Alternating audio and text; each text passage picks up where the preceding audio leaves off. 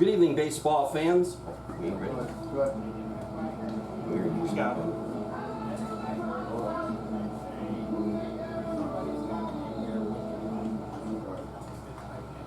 Good evening, baseball fans, and welcome to Morelli Field in Melrose, Massachusetts for game number 3 of the 2019 Intercity League Championship Series between the Alibrandis Baseball Club and the Lexington Blue Sox. The Blue Sox lead the best-of-5 series 2-0. Ladies and gentlemen, boys and girls, as a public service to all the fans in attendance this evening, we ask that you please remain alert throughout the game and watch for any foul balls hit in your general vicinity. And now, here are tonight's starting lineups. First, for the visiting Alibrandis Baseball Club, leading off and playing right field, number 8, Juan Parra. Batting second and playing center field, number 24, Mike McGuire. Batting third and catching, number 22, Ted Juba. Batting cleanup and playing first base, number 7, Bobby Barrett. Batting fifth, the designated hitter, number 33, Jake Miller. Batting sixth and playing second base, number 11, Ryan Leung. Batting seventh and playing left field, number 28, J.P. Songen. Batting eighth and playing third base, number 17, Matt Henriksen. Batting ninth and playing shortstop, number 6, Mark Odessa. The starting pitcher for the Alibrandis is number 19, Chris Costa. The Alibrandis are managed by David Lightbody. And for your Lexington Blue Sox, leading off and playing right field, number 6, Aaron Barboza. Batting second and playing left field, number 20, Kyle 80. Batting third and playing shortstop, number 4, Ross Curley. Batting cleanup, the designated hitter, number 24, Julian Alvarez. Batting fifth and playing third base, number 18, Richie Burgos. Batting sixth and playing first base, number 49, Ryan Berardino. Batting seventh and playing second base, number 7, Morgan Brown. Batting eighth and playing center field, number 29, Dom Zaire. And batting ninth and catching, number 2, John Putras. Starting pitcher for the Blue Sox tonight will be number 45, Matt Karras. The Blue Sox are managed by Rick DeAngelis. Ladies and gentlemen, at this time we ask that you please rise, remove your caps, and direct your attention to the flag on right center field as we honor America with the playing of our national anthem.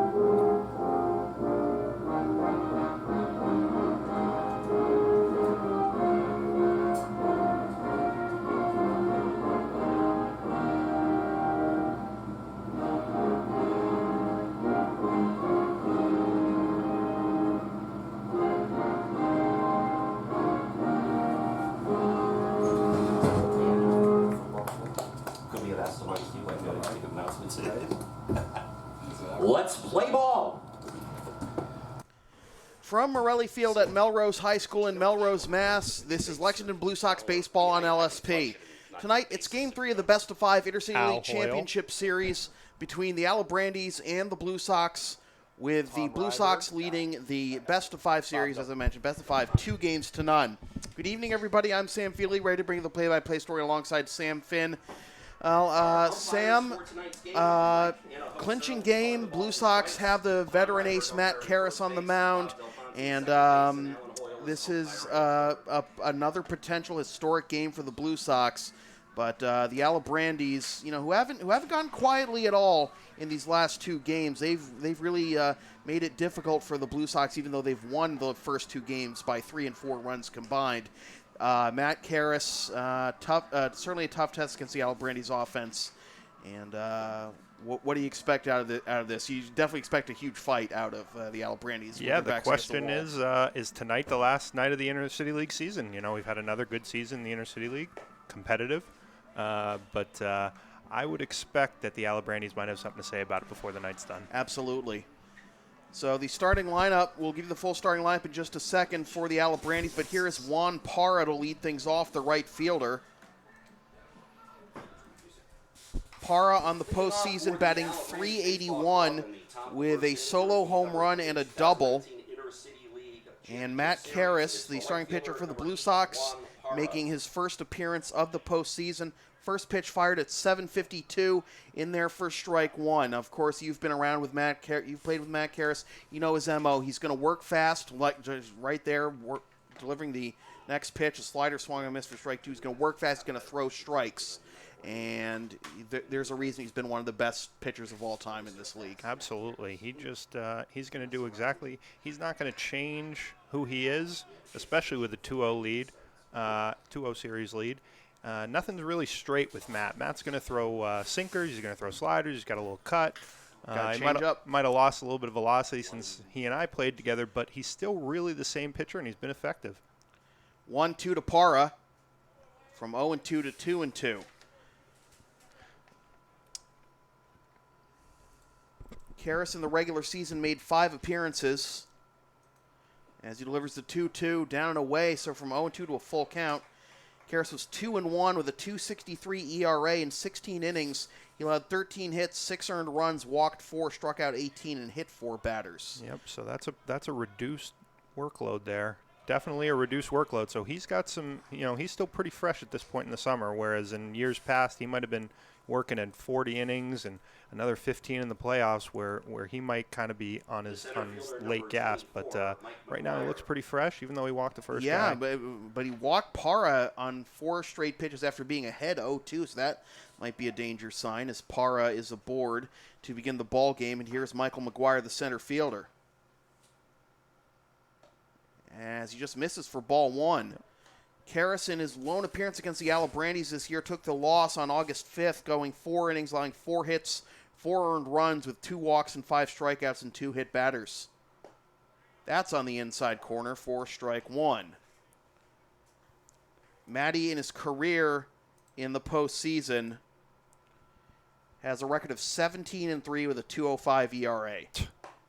That brushes back McGuire a little bit, and it's 2-1. Did you say his postseason His record? postseason career record, 17-3 with a 2.05 ERA. And that's a career right there he's just had in the postseason. It's like Brady's stats. 3-1, and now he's behind Parra. Now he's behind McGuire, my mistake. McGuire at 250 with a double and 3 RBIs on the postseason. He grounds this one to the left side, but that'll be foul, and that'll fill the count. So, Matty, talk about him throwing strikes and working fast, but that hasn't been the case these first 2 batters. He's a little off to begin the ball game. Well, he's a rhythm guy, The quicker you work, you put hitters at a little bit of a disadvantage. But when you're throwing strikes, when you're throwing balls, now you got to collect yourself a little bit. The quicker you go, often it's going to backfire on you. So when you're throwing balls, you got to collect yourself a little bit, which he's doing right there with a little pickoff to first base. The defensive alignment for the Blue Sox, left to right in the outfield, 80, Zaire, and Barboza, as this is down to second, and McGuire is retired on strikes, but Parra gets the stolen base, 1 down. The outfield again is left to right, Kyle 80, Dominic Zaire, Aaron Barboza. Third to first in the infield, Richie Burgos, Ross Curley, Morgan Brown, Ryan Berardino, and John Putras back in the lineup catching Matt Karras. Here's the full starting lineup for the Alibrandis. You saw Juan Parra in right, Michael McGuire in center, Teddy Juba, he's at the plate right now. He's behind the plate. Bobby Barrett is at first. Jake Miller is the DH. Ryan Leung, as that's in there for strike 1, is at second. J.P. Songen is in left. Matt Henriksen is at third. And Mark Odessa rounds out the lineup at short. No David Lightbody in the lineup tonight for the Alibrandis. Well, we had him fouled straight back. 0-2, you were saying? Got smoked in the elbow with a fastball there in the 7th inning, which made the game a little more interesting. I think it loaded the bases, but they were able to get out of it. Yep, a 1/3 of an inning save for Manny Del Carmen with the bases loaded and the tying run at the plate. I would think he's available in case they need him. This is grounded to the left side. Curley off-balance throw offline. Parra will hold at third. Infield single. First and third, 1 out. This is exactly the start that the Alibrandis were looking for. Put some pressure on the defense and put guys in opportunities to drive in some runs. Here's Bobby Barrett, the first baseman. 200 on the postseason with 1 double and 2 RBIs. Juba picks up his 10th hit in 18 at-bats just now. Swing and a miss for strike one. It's good for a batting average on the postseason of .556 with a double, a homer, and 5 RBIs and 3 walks on top of that. Is that good? Slightly. Okay. This is driven deep to center. Back goes Zaire, and he will not get it. It's dropped for a base hit. The throw to second is not in time. It's an RBI double for Bobby Barrett. Looked like a little wall ball there. Almost hit it out of here. That's a pretty solid swing. And the Alibrandis strike first, 1-0. They get yet another early lead. The designated hitter, number 33, Jake Miller. And now Jake Miller.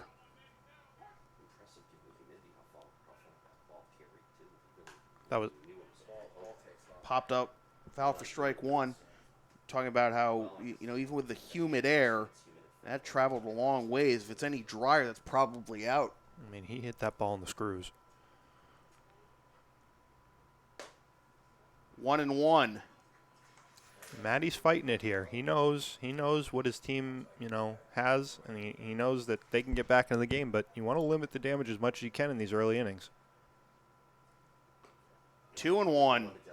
We mentioned Matty took the loss against the Alibrandis, allowing 4 runs and 4 hits, 4 runs and 4 innings. In his lone start this year against the team. This is into left center field. Zaire on his horse, and he won't get it. 1 run will score. Second run coming around. The throw to the plate is not in time, and the throw to second is not in time. A 2-run double for Jake Miller, and it's 3-0. And now Rick DeAngelis already out to the mound. This is not the start the Blue Sox envisioned with their ace and pitching coach on the mound. It's exactly the start that the Alibrandis wanted. Give your pitcher a lead before he even takes the mound.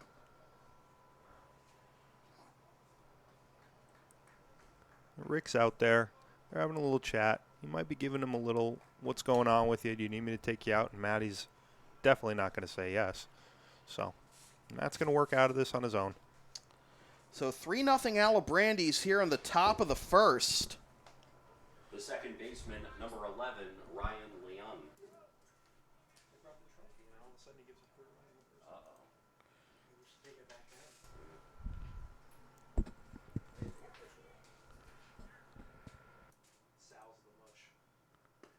That is on the outside corner for strike one to Ryan Leung. Leung, 353, 2 runs scored on the postseason. Slider over the inside corner for strike two. He's been moving up in the lineup for Alibrandis just about every round. Now he's hitting 5th. So Sixth. 6th now, Yep. and that shows, what they think of him. He can definitely drive this run in even with 2 strikes. Swing and a miss, strike three, and that's a big out there for Matt Karras. Second strikeout of the inning, 2 down. That'll bring up the veteran left fielder, J.P. Songen. The left fielder, number 28, J.P. Songen. I really like this change they made to the lineup. Anthony Perry is a very, very accomplished, very good player. But, guys come to the ballpark every night. They support your team. Give them a chance here in the championship series to get in and make an impact. Songen 0 for 6 with 2 walks this postseason.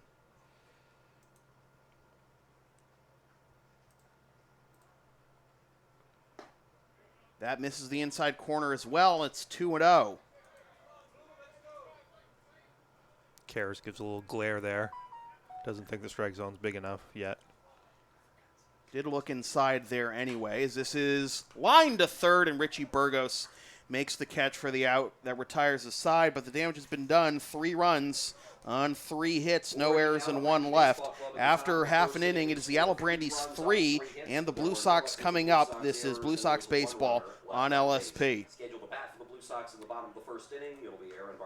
LSP is a proud member of the Avis affiliate program. Use the promo code on your screen or click the link in the video description for up to 30% off your rental from Avis.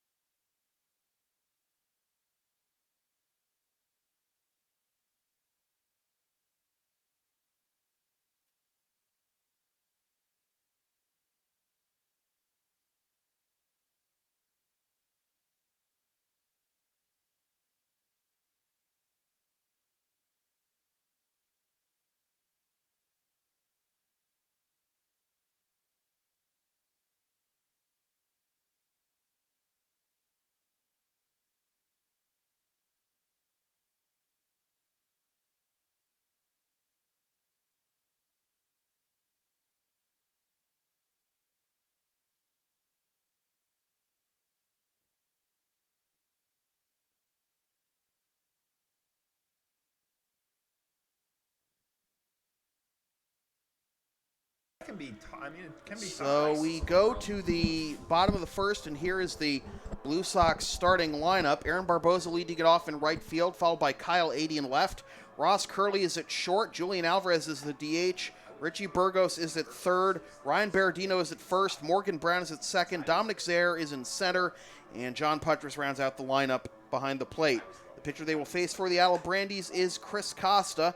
Costa making his second appearance of the season, pitched the first 8 innings of that 12-inning marathon against Wakefield in Game 2, allowing 4 hits, 1 run, with 4 walks, 11 strikeouts, and 1 hit batter. Well, with that happening 6 days ago, even with 8 innings of work in this league, he's well rested for this one. He's a hard thrower. Hard, straight fastball, good breaking ball. Had a nice front row seat to him a couple weeks ago in that interesting game at Victory Field. Victory Field, yeah. Pitched pretty well, even though he gave up 4 runs. But he's going to be a good test for Lexington tonight, and with a 3-run lead, see what happens. Down and away for ball 1 to Aaron Barboza. Barb's entering play at 4 for 16, 250 with 2 RBIs and 2 steals. Inside ball 2. Costa in the regular season against the Blue Sox made 2 appearances, 6 innings of work, 8 hits, 4 earned runs, 4 walks, 5 strikeouts, 1 home run, and 1 hit batter. 3-0, close pitch to Barboza. So you say we have an umpire working tonight that you haven't seen work in an intercity league game before. Tell us about him. Well, Al Hoyle is a guy that I've worked with in college the last few years. He's a retired police officer from New York, and he's working third base tonight. I have not worked with him in the intercity league, but the other 3 umpires I have a lot of experience with. So Al's in the rocking chair tonight at third base, but he might have some interesting plays. You never know. Sometimes you think you're going to have a night off, and all of a sudden you get a whacker there at third base on a steal, and you got to make the call. Flared fouling out of play by Barboza, remains 3-2. So this is the opposite of the first at-bat of the ball game for the Alibrandis. Parr going from 0-2 to 3-2, eventually working the walk. Let's see what Barboza can do. Ahead 3-0, now a full count. And he pops this one up, but that'll get fouling out of play. But you can see both guys are trying to do the exact same thing. They set the tone for their offenses. That might mean jumping on the first pitch sometimes if you get a mistake, but often it's seeing what he's got, going back to the dugout and letting your guys know what he's got tonight. And, just get a grindy at bat. You still have still a full game ahead of you, and he works out a walk. So a good start for the Blue Sox if they want to claw back into this one. Barboza works the leadoff walk, and here's Kyle Adey, the left fielder. Number 20, Kyle Adey.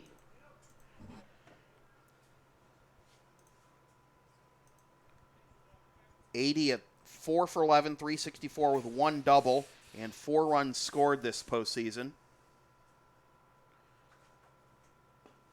Inside for ball 1, no advance by Barboza. We talk about, the thick air and the hard-hit balls by both Barrett and Miller, but the breeze is blowing a little bit. You can see the flag out in right center field whipping around a little bit. Well, we are expecting that we're going to be fighting some storms later in the game, but, with the moisture in the air and on the ground especially, it's going to impact the game because the baseballs are going to get wet. They're going to get dirty. Certainly could be a problem for the pitchers. It's really a mindset thing with the pitchers, more during the rain, but when you're dealing with some moisture and some adverse conditions, it can affect the pitcher psychologically. And it's fouled off by 80. He's still ahead 2-1. I was thinking that being able to dodge the thunderstorms today and getting in this game, that should favor the Blue Sox because they can keep the momentum going, keep playing, and not give an extra day of rest to someone like Matt Horan in case the Alibrandis are able to extend this series. You should tell that to him. I bet he's ready to go in case they need to go 3 or 4 or 5 outs later in the game, especially with a day off tomorrow with a win. Yep, and Wouldn't be surprised if the Alibrandis win this game. Wouldn't be surprised to see him on Friday night. He's a gamer, not just a gamer without good stuff. He's got great stuff. This has popped up into foul territory, and this will get out of play. Full count again to 80, and after the quickly paced but high-scoring inning for Matt Karras and the Alibrandis offense, Blue Sox grinding out some at-bats here. Barboza worked a walk. 80's at a full count. And that is down and in for ball 4. Costa not happy with the call, but it is first and second.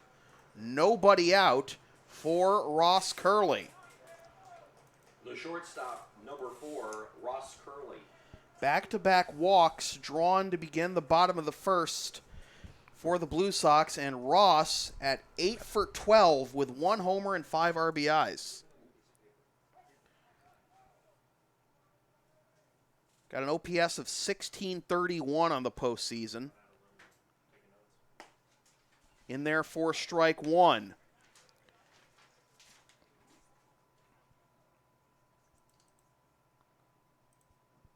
Ross in his career in the postseason is a .235 hitter, but has had some phenomenal postseasons in the last couple of years.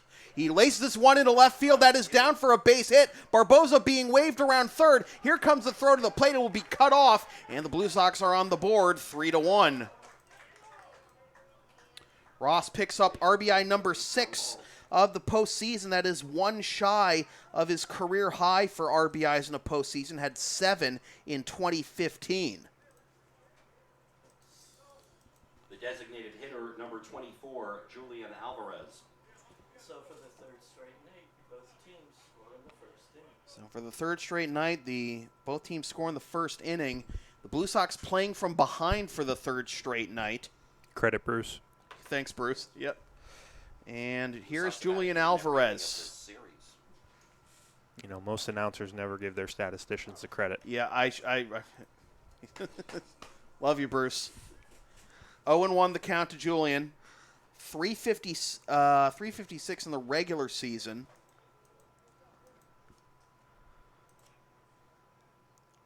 But no hits and 10 at-bats in the postseason. He hits a little inside-out flare into shallow right. That gets down for a base hit. Being held at third is 80 as the throw gets back in. So there's the first hit of the postseason for Alvarez, and the bases are loaded with nobody out. When you have a long inning as a pitcher in the top of the first inning and you go into the dugout and your guys come right out and get a couple of hits, a walk, a little bloop there, it really makes you feel good, gives you confidence that they're in this fight with you. So here is Richie Burgos at 385 with 1 double and 4 RBIs this postseason.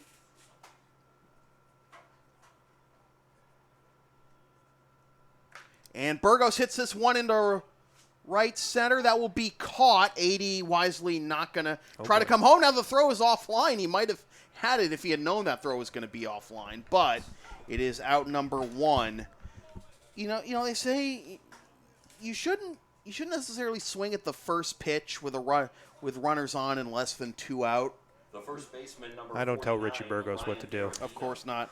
He's a grown man. Well, speaking of a grown man, here is Ryan Berardino with the game-winning home run last night to the opposite field.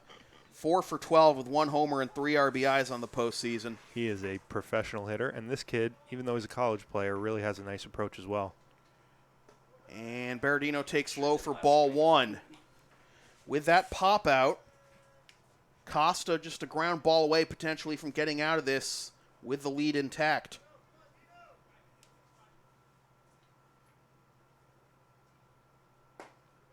Two and out. Just missed. That's not really his game. I don't think he's much of a ground ball guy. He's a weak contact guy, but he's really a strikeout pitcher for them, as evidence. I think he had 28 strikeouts and 38 strikeouts. Costa had 38 strikeouts in 26 innings this postseason. That's a good clip. Yep. Berardino taking all the way on 2-0, and it'll be 2-1.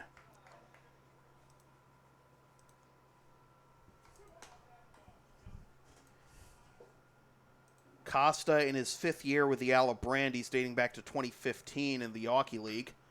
That is fouled off, and it's 2-2. Including his 2013 campaign with the Malden, then Bulldogs.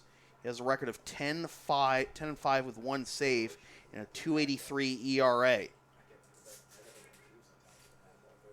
know, it's a nice addition to have him as your Game 3 starter when he put together the season that he did. High for ball 3, full count. Just goes to show you how competitive Somerville is, even with a smaller roster in comparison to Lexington. I mean, to have 3 good starters, as well as Sean Sullivan, it's really helpful in the summer for summer league. Up and in for ball 4. It's a bases loaded walk, and the Blue Sox now within 1. It's 3-2. Okay. So 3 walks in the inning.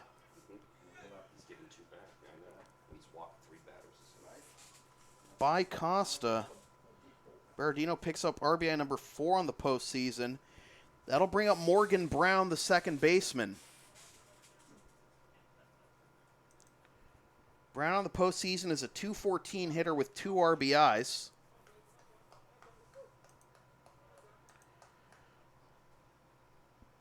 Another guy moving up in the lineup for the Blue Sox. And a nice, really opened up the game with a 2-run single there in the 6th inning last night. Really kind of cemented their victory. Costa had 9 walks in 26 innings in the regular season.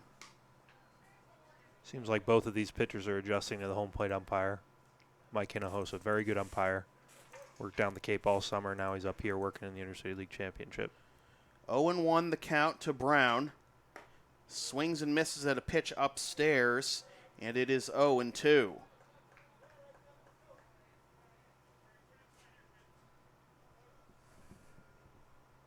Alibrandis with 3 runs in the top half this inning. Blue Sox with 2. Down and away for ball 1.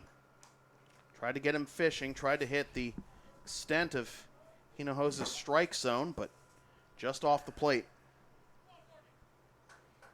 1-2 the count to Brown. Bases filled with Blue Sox. And this is into center field. Back goes McGuire. He makes the catch. Tagging from third is Curley. The relay will not be in time, and we are back to square one.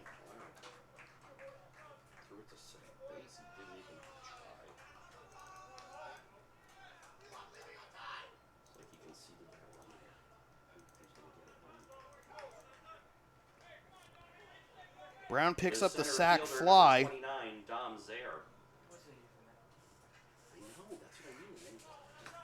Now Dominic Zaire.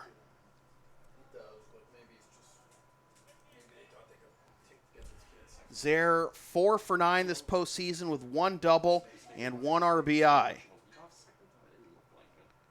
He's got Alvarez at second and Berardino at first, and he takes strike 1.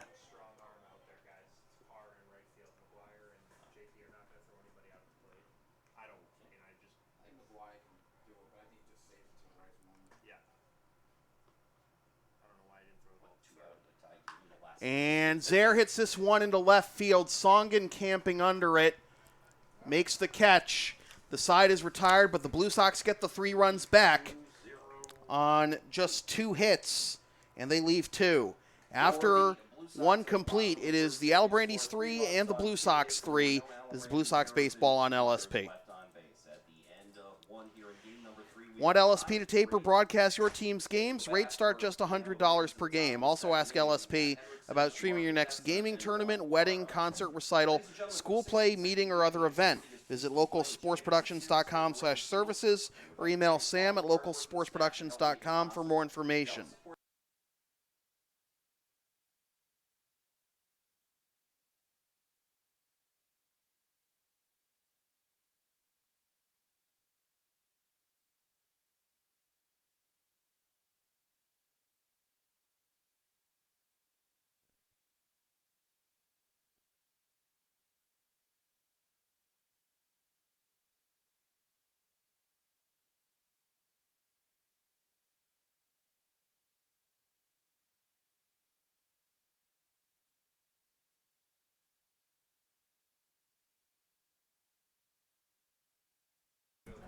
Mike Healy telling us that the pitch count in the first inning, 25 for Karras, 26 for Costa. Yeah, I would say that, 6 runs, 5 hits. like in pretty much any game, Lexington always has more depth, so that really affects the Alibrandis because you don't know who is available night to night with them because they used 2 relief pitchers last night in Tanguy and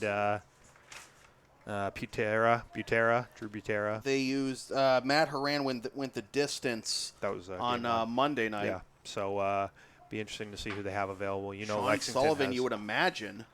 Lexington has arms and arms and arms, and then Ricky can make a phone call if he needs to.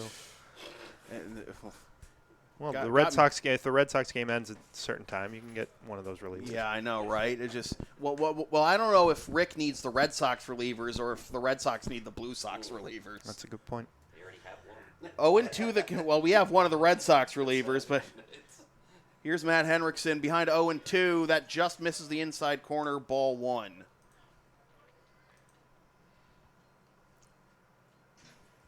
Henriksen 2 for 16 this postseason, and he laces this one into left field for a base hit.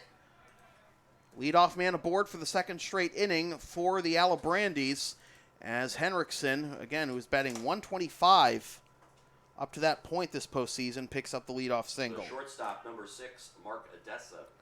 And now here's Mark Odessa, the shortstop. Odessa 188, 3 for 16, with 1 RBI and 1 walk. Possible sacrifice situation. He does square. He gets it down the first base line, and Berardino fields it in fair territory and gets the out to Brown covering.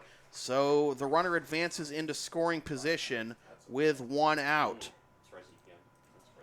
I don't know. Do you think you could let that one go foul, or it was too close to call? Well, I think he thinks that he might be able to get a tag there, and when he picks the ball up, he's already by him, so he's really got a difficult decision. Can I take a step and clear the runner, or am I just going to try and throw it right over his shoulder? He did a nice job, and who's that, Morgan out there? Morgan was able to hold on to it for the first out of the inning. So the sacrifice goes 3-4. Henriksen in scoring position for Juan Parra, who worked it from 0-2 to a leadoff walk to begin the ball game, then stole second and eventually came around to score on Barrett's double. Go-ahead run in scoring position for the Alibrandis, as this is grounded up the middle and through for a base hit. Being held at third is Henriksen. So that'll put runners at the corners. Respecting Zare's arm.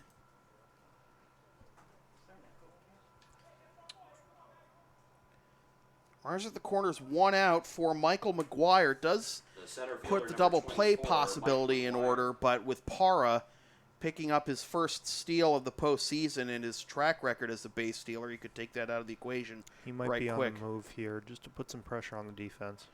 And Matty, knowing that, throws back to first, almost offline.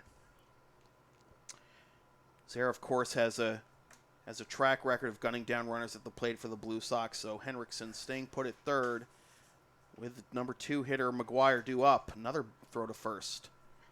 Yeah, the inning really changes if you get somebody thrown out at home. Instead of having first and third with 1 out, you got a runner on first and 2 outs, and the inning's almost over, even with the 2, 3, 4 maybe coming Parra at up. second, taking second on the throw. Yep. As that is in there for strike 1. McGuire struck out swinging his first time up in the first.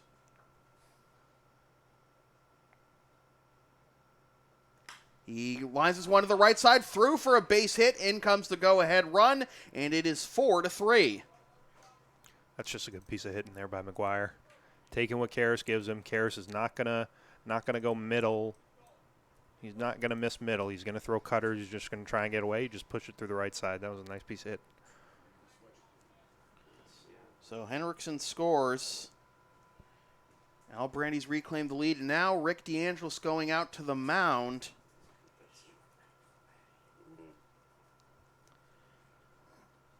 Another conference with Matty and Putras.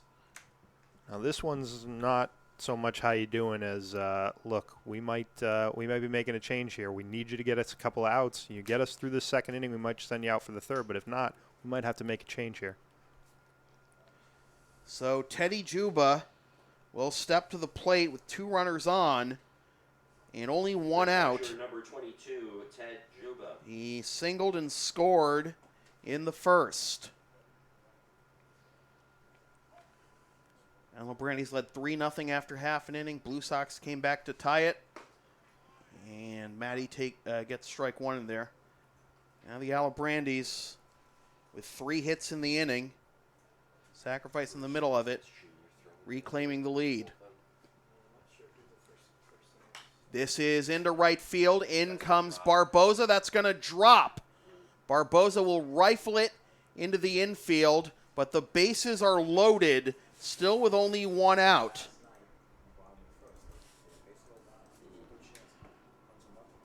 I think given the way Teddy's going right now, that's almost a win for the Blue Sox that he didn't drive the ball into the gap there. Number 7, Bobby Barrett. Still got the double play here in order. Barrett with a RBI double and a run scored in the first. As he grounds this one to short, Curley to second for 1. On to first, double play. So the Blue Sox escape with just the 1 run allowed, but the Alibrandis do reclaim the lead, and after 1.5, 4-3 Alibrandis, this is Blue Sox baseball on LSP. For the Alibrandis in the top of the second inning, they score 1 run on 4 hits. There were no Blue Sox errors, and there were 2 runners left on base. Scheduled to bat for the Blue Sox. You can follow LSP on the web at localsportsproductions.com, Facebook, Twitter, Instagram, Patreon, and Teespring, LSP37, Snapchat, LSP Media, and subscribe to the LSP YouTube channel.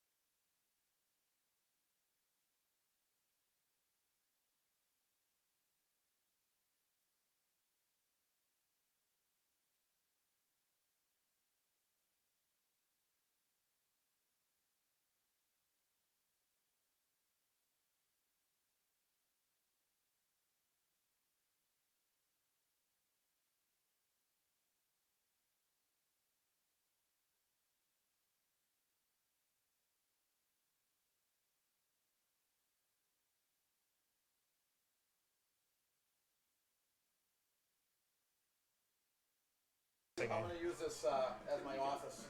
Press box. It's got the AC and the heater. Leading off with the Blue Sox in the bottom of the second inning, the catcher, number 2, John Puttress. Getting a little humid in here, as you can see the fog on the window in front of us. But 9-1-2 due up for the Blue Sox here in the bottom of the second. Puttress, Barboza, and 80. Puttress 2 for 4 with 2 runs scored in his 2 games he's played thus far this postseason. As that hits the inside corner for strike 1.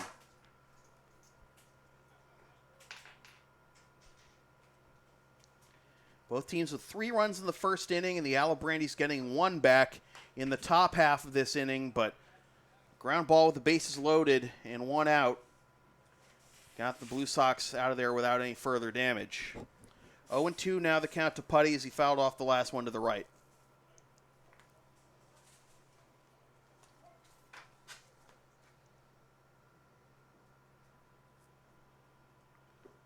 Low for ball 1 with a curveball.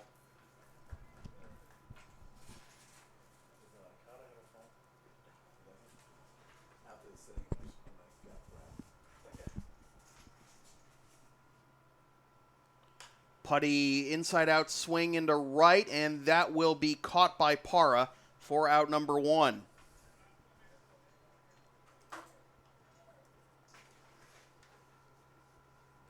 Gives him a second opportunity here to pitch with the lead. You know, shutdown innings are great, are really important for a team's momentum, and your offense comes back out, and even though it was only one run, you know, you got your name out in front of Lexington here in the second, and we'll see what he does here back to the top of the order for the Blue Sox. Barboza looking to bunt his way on, pulls back for ball one, walked and scored the first Blue Sox run last inning.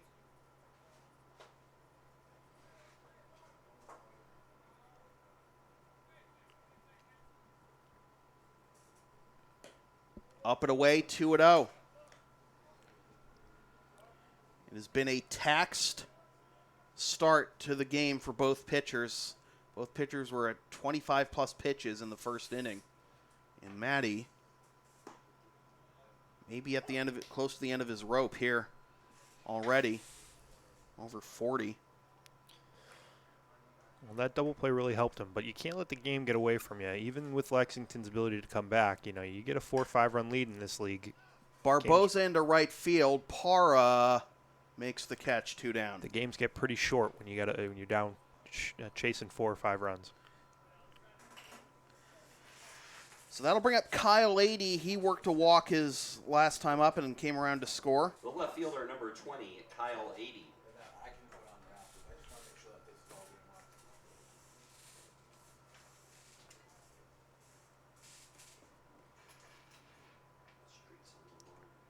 '80 grounds this one down the first baseline, foul for strike one. Costa, as Sam mentioned, in search of that shutdown inning after the Alibrandis reclaimed the lead in the top half of the second. Wouldn't call him effectively wild yet, but he's been a little better here this second inning, and it shows. And he's ahead of 80, 0-2.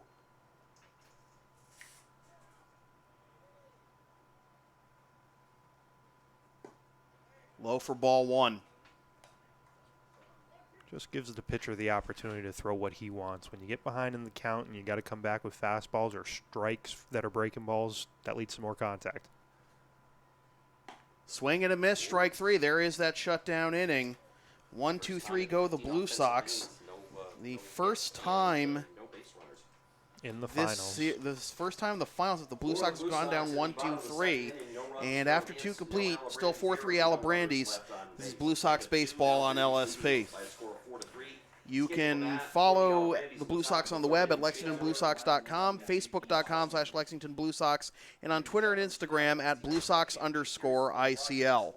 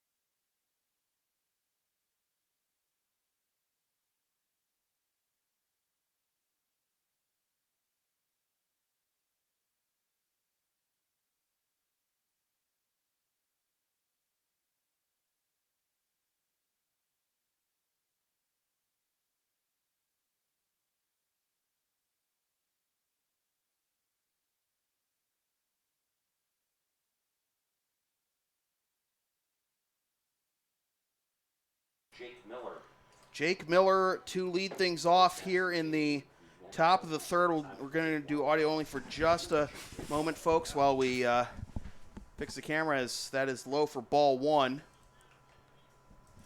Miller with the 2-run double his last time up.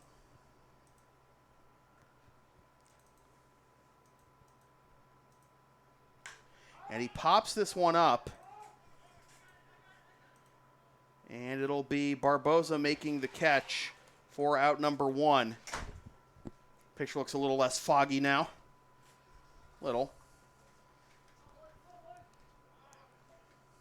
The second baseman, number 11, Ryan Leung. Having issues with the camera, folks. Sorry.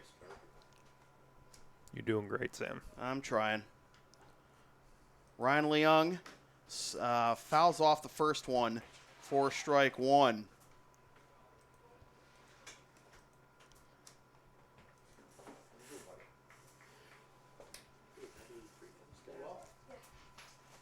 Leung 0 for 1 with a strikeout. And he comes up empty there, and it's 0 and 2.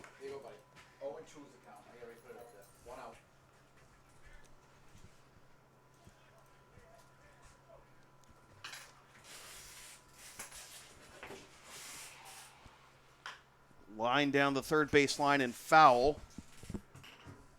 It'll remain 0 and 2.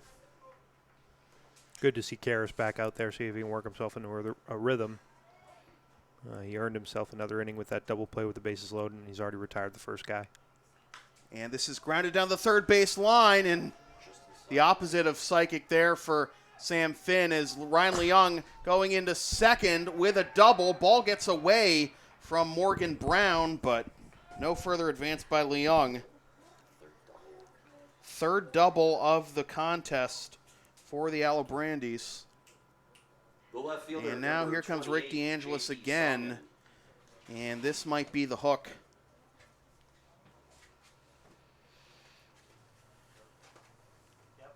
Yep, Matty's night is done. He is responsible for Leung on second. We have a pitching change coming to you from Morelli Field at Melrose High School in Melrose, Mass. Alibrandis 4, Blue Sox 3. This is Blue Sox baseball on LSP. The LSP store is now open. Get yourself a DVD copy of most past LSP video broadcasts or one of several different designs of stickers or shirts, including the LSP hoodie and the Never Concede Collection. Visit localsportsproductions.com/store after the game to place your order. 37. And Borja Jones Barasaluthe is going to take over on the mound for the Blue Sox. Borja does have starting experience, but he's going to have to go a couple innings here in relief, as he will make his third appearance of the postseason.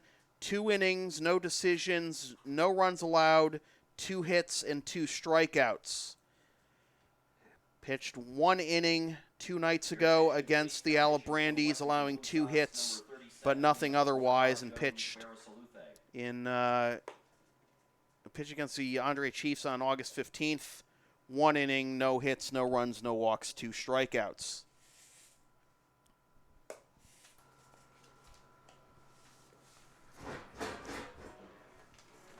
May just do this for the window. May just close the thing. Might not get ambient crowd noise, but have to do. Oh yeah, that looks much better. Yep. Can you open this one too? We've tried opening that one. We can't for some reason. So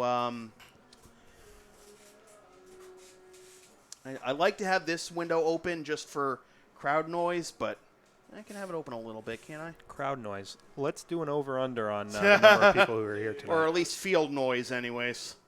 Now, if there was some drinking going on in the stands, I could believe it. Oh, Get man. some crowd noise. But it's a pretty tame crowd, Yep. even with all the action so far tonight. Yep. So, Borja Jones Barasaluthe taking over with 1 out here in the top of the third.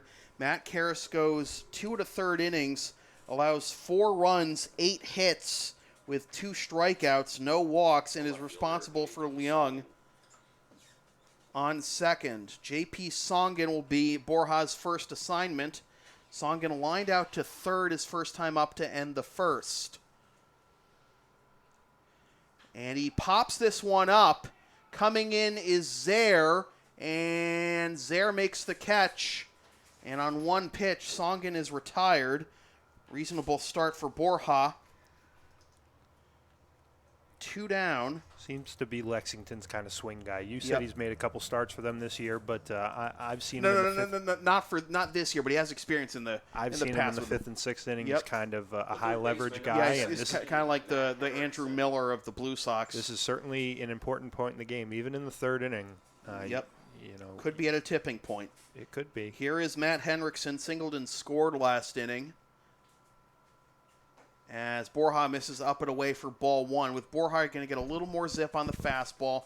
Really, mostly a 2-pitch guy, fastball, slider. Always feels good to come in and get your first guy without any base runners advancing. Now you got two outs. And here. on one pitch at that. But he's behind 2-0 as he misses with another fastball.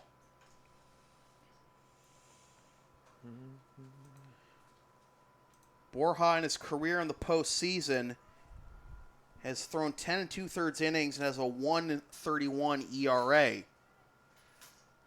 This is into left field down the line, and this will be caught against the wall by the left fielder, 80. That was very close to a home run down the line, and it just stayed in the park. There's the humid air coming into play, and the side is retired. After 2.5, 4-3 Alibrandis. This is Blue Sox baseball on LSP. It's gonna go even shorter if they use that ball out there. That ball's already getting wet. Do you like talking after the half inning's over? Yeah. The answer is yes. LSP's next broadcast is Friday night with Game 4 of the 2019 Intercity League Championship Series between the Blue Sox and the Alibrandis, if necessary. Watch the game live at localsportsproductions.com/live, then stream the game the next day at localsportsproductions.com/on-demand or on the LSP YouTube channel, or buy a DVD of the game at the LSP store.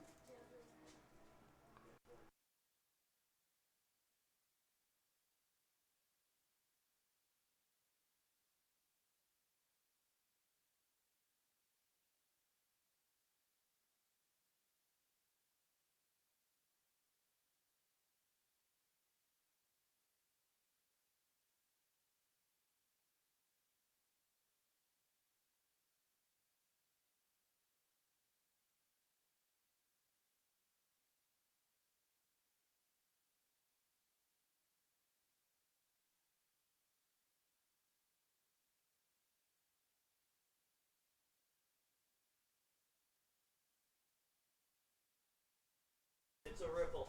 Yeah. It's low tide. Here we go to the bottom of the third. It'll be the 3, 4, and 5 hitters due up for the Blue Sox. Ross Curley, Julian Alvarez, and Richie Burgos. I don't know why they don't make it out. You have to pay for that. Curley, 1 for 1 with an RBI single and a run scored. And he hits this one into right field. And out goes Leung to make the catch. And on one pitch, Ross is retired. 0-1. Yeah, Lynch is going part-time now. Still going to do the high five stuff. Yeah, Thanksgiving Day special. The designated hitter, number 24, Julian Alvarez. Here's Alvarez, 1 for 1 with a single. Blue Sox set down 1-2-3 in the bottom of the second for the first time this series. And that is upstairs for ball 1. Right now, the difference in this game is a RBI single by Michael McGuire, as that hits the outside corner for strike 1. And the question is this inning are we really gonna establish a rhythm here? Are we gonna, even if Lexington gets a run, are we gonna get some solid strike throwing and a couple plays made? That's really gonna settle in, or are we just gonna have kind of a knockout, drag out, kind of back and forth game where both teams are making mistakes and allowing their opponents back in the game? Grounded to short, slow roller. Odessa's got it. Throw on to first. 2 down. 6 in a row retired by Costa. 7 in a row. Yes, 7 in a row retired by Costa. And that'll bring up Richie Burgos. The third baseman, number 18. Burgos popped up to second his first time up.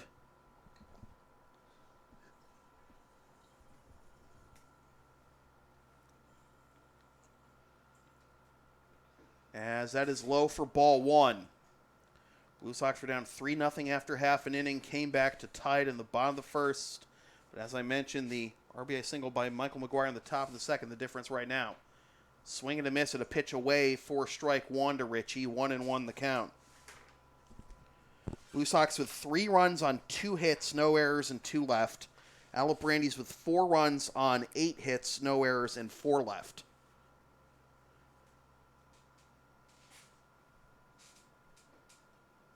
Two and one.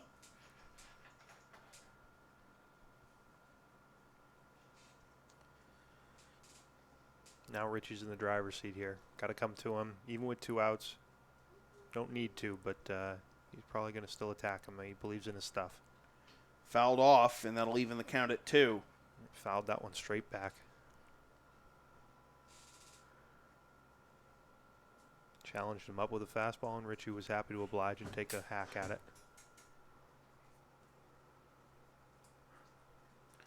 Game 3 of the Intercity League Championship Series. Blue Sox find themselves trailing for the 3rd consecutive game.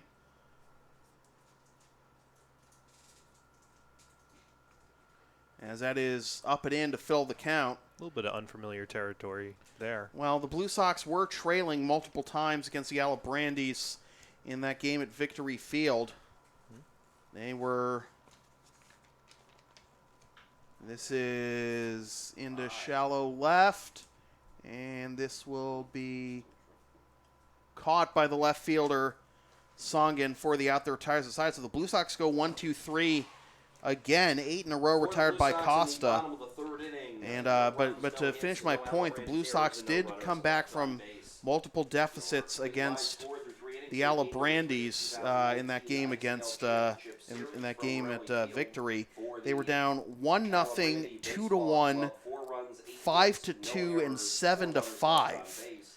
So comeback fell just short, as I remember. Comeback fell just short. But after 3 complete, 4-3 Alibrandis. This is Blue Sox baseball on LSP. LSP is a proud member of the Avis affiliate program. Use the promo code on your screen or click the link in the video description for up to 30% off your rental from Avis.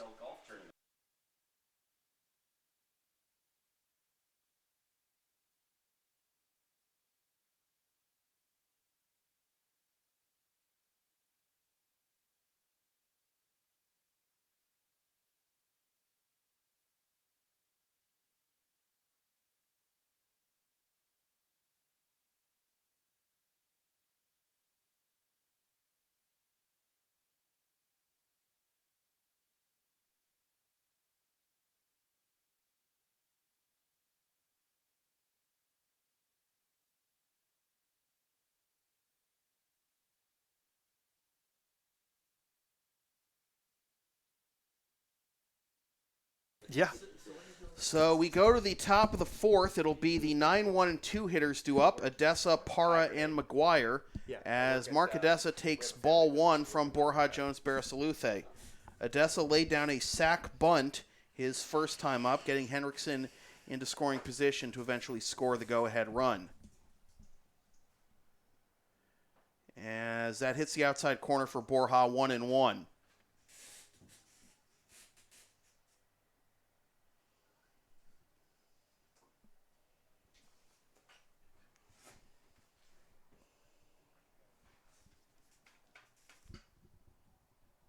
Grounder to the right side. Brown's got it. 1 down.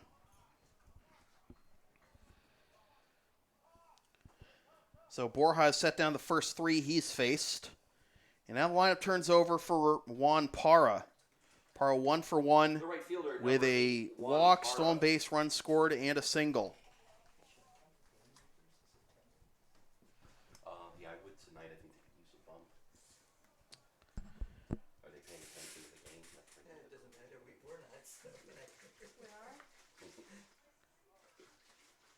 As that is outside for ball 1 to Parra.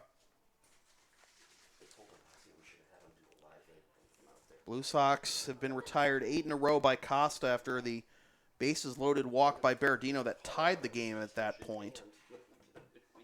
As that misses the inside corner, 2-0. Hitters count to the Alibrandis leadoff hitter. Not the place you want to be with Parra here, because he can hit one in the gap just as easily as any of these power guys. Had a home run earlier this series. He's brushed back a little bit, and it's 3-0. It was a good exaggeration there by Juan. Pitch looked pretty good. Didn't look like it was too far inside, but it really tells the umpire, hey, that ball almost hit me. You can't call that a strike. Borja did not face the Alibrandis in the regular season. And he issues a 4-pitch walk. So Parra with 2 walks. He's been on base all 3 times tonight. 1 out base runner. Putty out to have a word with Borja. And that'll bring up Michael McGuire. 1 for 2 with an RBI single and a strikeout. The center fielder, number 24, Mike McGuire.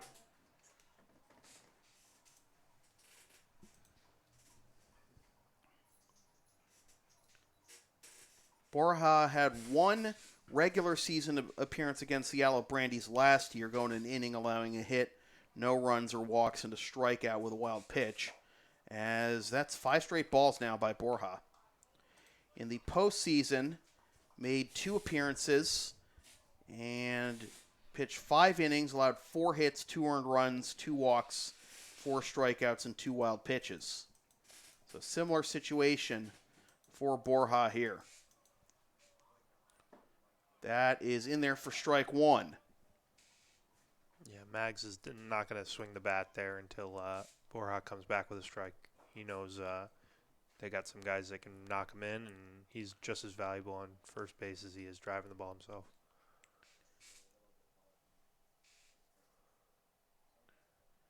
Swing and a miss. 1 and 2. Borja gets the feel for that slider again.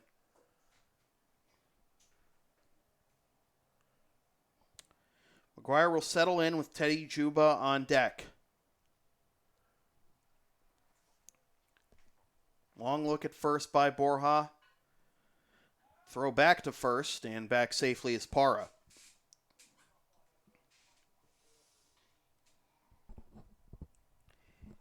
Eight hits and 2 walks drawn for the Alibrandis tonight.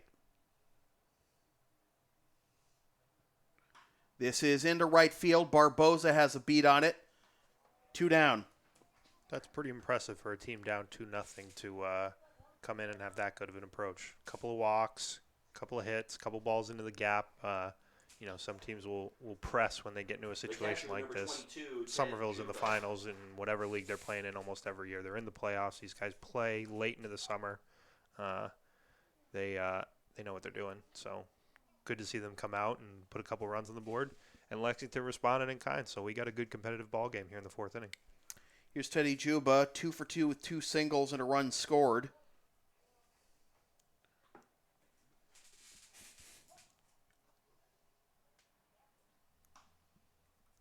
Throw back to first. Parra back safely. Back and forth game. You got your best hitter up, but you also got your best base stealer at first base with 2 outs. He takes off. The pitch is a strike. Throw down to second is just offline. It'll be a stolen base. Parra with his 2nd steal of the ball game. And now he's in scoring position for a candidate for ICL MVP, Juba. Yep. Alibrandi's willing to take that chance there that he gets thrown out because now any hit brings him in.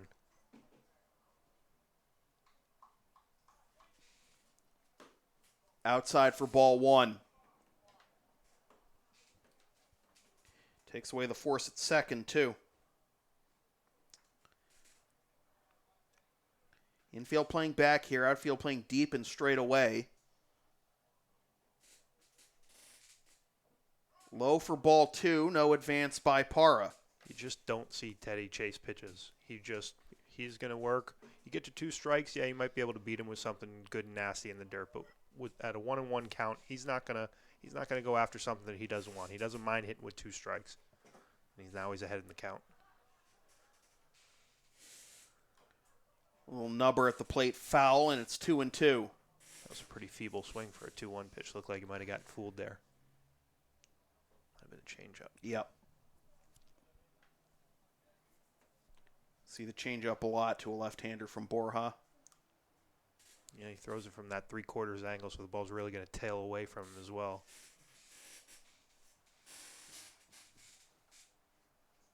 The 2-2, grounder to the right side, foul.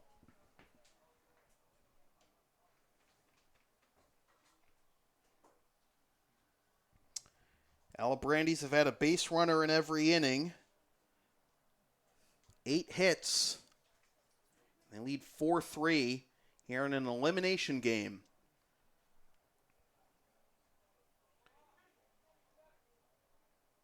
The 2-2 once again.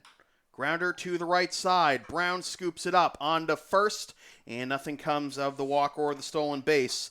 After 3.5, we're halfway home. It is still the Alibrandis 4 and the Blue Sox 3. This is Blue Sox baseball on LSP.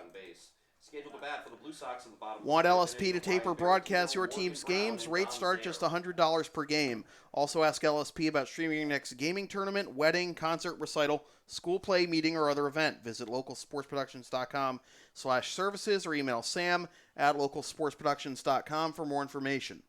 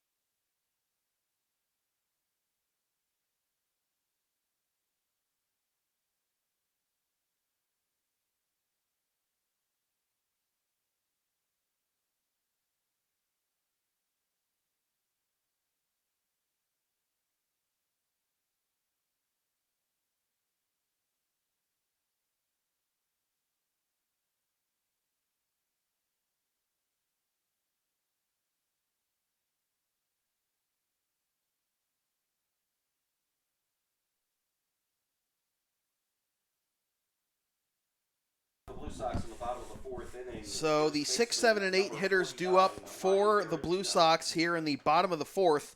Ryan Berardino, Morgan Brown, and Dominic Zaire against Chris Costa, who has retired 8 in a row after the Blue Sox, again, did not go down 1-2-3 in either of the first 2 games. Berardino had a bases-loaded walk, brought home a run his first time up, and he takes ball 1 outside. Costa into his wind, the 1-0. A little nubber to the left side. It's fielded by Henriksen. Throw on to first. A little hop there, but Barrett's got it, and that's 9 in a row. That is one nice play over there by Bobby Barrett. Got the long hop, got the lucky long hop, stayed with it, and ball happened to find his glove. So instead of runner on first or second, we got a first out of the inning. 7, Morgan Brown. Here's Morgan Brown, who had a sac fly his last time up, bringing home Ross Curley with the then game-tying run, as that goes all the way to the backstop for ball 1. Just another winning play there by Morgan Brown. Every night it seems like he probably does something for him. Berardino was the last Blue Sox base runner. Blue Sox only had 2 hits in that first inning. As Brown pops this one down the right field line. And did he catch that? No, he didn't. It's a foul ball on top of that. Oh, Brown. As soon as he took that route, I said, that ball's coming right back towards the line. Looked like the first base umpire, Tom Ryberg, was right on top of it, though. So even though he dropped it, looked like the ball was about 2 or 3 feet foul. So it's 1-1. That had a chance to turn back fair and maybe be a bloop base hit, but so 1-1 the count to Brown. To be followed by Dominic Zaire. He hits this one into right center field on his horse is McGuire. Now Parra coming over. And Parra using his speed to come all the way over to cut that one off and make the catch for out number 2. Mags is happy to let Juan call him off, knowing how quick Juan can get to the ball. He knows he's probably going to get The that center one. fielder, number 29, Dom Zaire. And now Dominic Zaire. 0 for 1 with a fly out to left. Is that 10 in a row now? That is now 11 in a row. 11 in a row. 10 in a row, rather. It would be 11 in a row if he gets Zaire. Again, the Blue Sox only 2 hits. He's got both pitches working already tonight. I think he feels pretty good and pretty confident in his stuff. Strike 1, and might be a cause for concern given he threw 26 pitches in the first inning, but it has not turned out to be a concern for Dave Lightbody tonight. Costa could be good for a while and possibly pitch the Alibrandis back into this series. Well, they're certainly going to ride him as long as he has the momentum that he's building right now. 10 in a row. Lexington's going to have to do something to stem the tide because it certainly seems like Somerville's on the front foot. Zaire ahead 2-1 though. And he hits this one into left field, and that will be caught on a shoestring catch by the left fielder Songin, and there is 11 in a row retired by Costa. And after 4 complete, still 4-3 Alibrandis. This is Blue Sox baseball on LSP. Scheduled to bat for the Alibrandis on the top of the 5th inning. You can follow LSP on the web at localsportsproductions.com, Facebook, Twitter, Instagram, Patreon, and Teespring, LSP37, Snapchat, LSP Media, and subscribe to the LSP YouTube channel.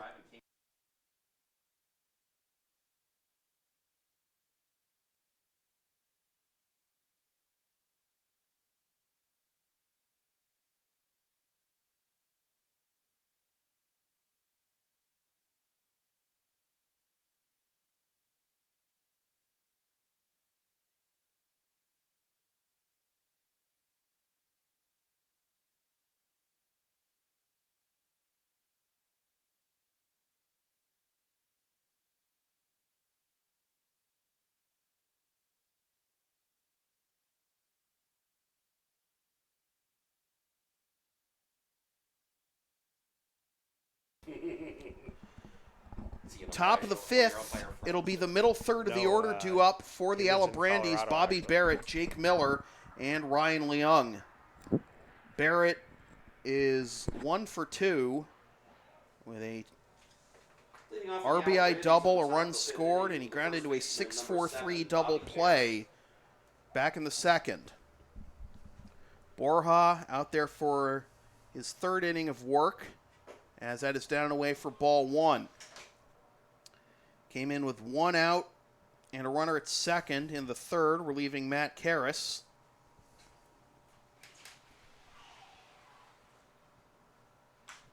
This is into center field. Back goes Zaire, and he makes the catch for out number 1. So a quick out to begin the inning for the Alibrandis. That'll bring up Jake Miller and a 2-run double. That's 2 solid swings, though, by Bob Barrett. Double play, mixed in with a double play, but the 2 solid swings there. I think he's going to have a lot of confidence and see if Jake can carry it over. Miller with a 2-run double his first time up, and then a fly out to right his last time up in the 3rd, as that is outside for ball 1.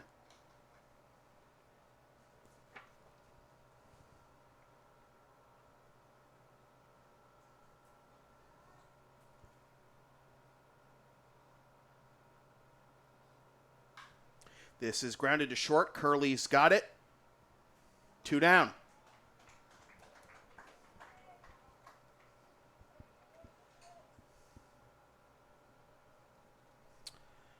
So quickly 2 up, 2 down for Ryan Leung, who had a double that chased Karras his last time up, also has a strikeout swinging.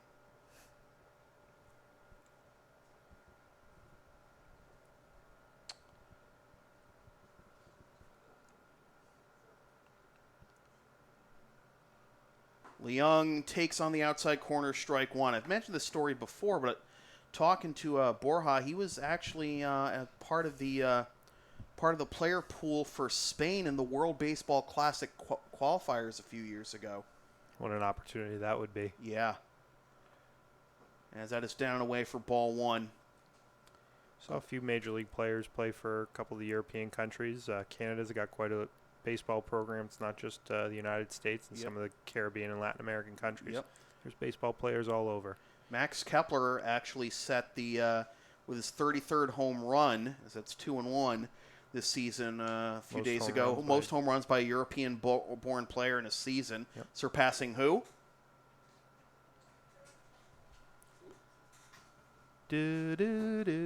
Bobby Thompson. Bobby Thompson, He is was that right? born in the UK. It's a good British name right there, Bobby Thompson.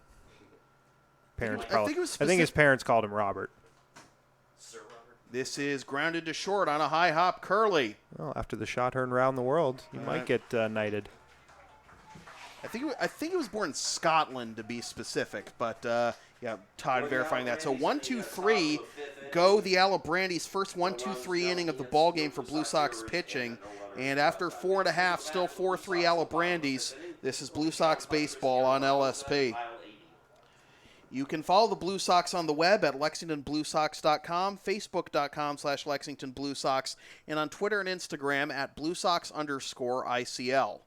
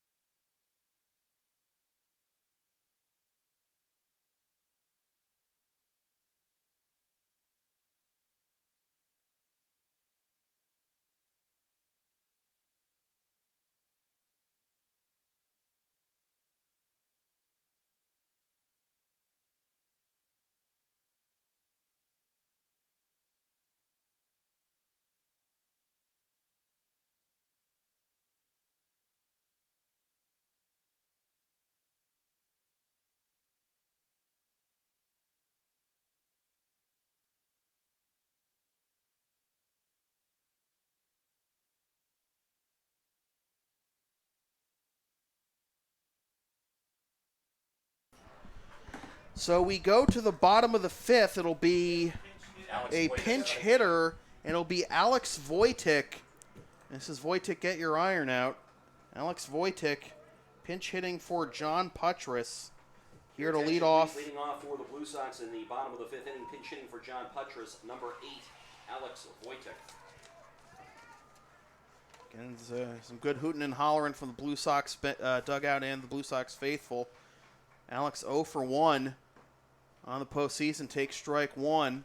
Well, they know what he's capable with. We saw that in at victory, even though that ended up not counting. But by the way, why does Mrs. Wojtek have to get her iron out? So that's a story. A couple years ago, a couple of Mrs. Wojtek's friends were in attendance at Game 3. And, it was 1-1 going into the 10th, and they asked me to ask Mrs. Wojtek if she was ironing, because apparently it's good luck for her when she irons while the Blue Sox play. So she's she's very superstitious. She is a viewer of the channel, as I can surmise. Strike 3 called. Wojtek retired. It's just the second strikeout for Costa, but it is 12 in a row retired. Yeah, some of these Lexington hitters are almost too good to strike out, but when you get ahead of them and now they're on the defensive, you're going to get some weak contact, pop-ups, flyouts, and that's how he retired 12 in a row. Here's Aaron Barboza, 0 for 1 with a walk, a run scored, and a flyout to right. Looking to bunt his way on, trying to get the offense going any way he can. Takes ball one. Last Blue Sox hit was a single by Alvarez with the bases that loaded the bases with nobody out. And the last Blue Sox base runner was a bases loaded walk by Ryan Berardino. That was all in the first. Barboza ahead 2-0. Got a big gap to right center. Inside corner, strike one. Turns back and looks at Hinojosa after that Saying. call. Yep. Darn. Wish I was up 3-0. Now it's 2-1. Now I really got to dig in. Still a hitter's count, though, for Barboza, but it does give Costa a few more options here. See how much pride Barboza takes in working counts. Well, he did work a walk. Now he gets a bunt down and fouls it off for strike two. Did work a walk after a long at-bat his first time up, so he does have that in him.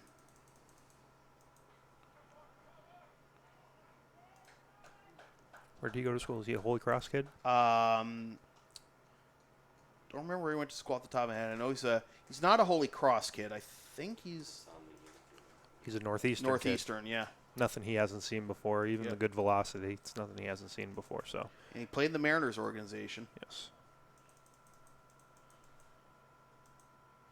As is an inside-out swing into left center, and there is the first hit since the first inning for the Blue Sox. It puts the tying run with considerable speed at first with one out. The left fielder, number 20, Kyle 80.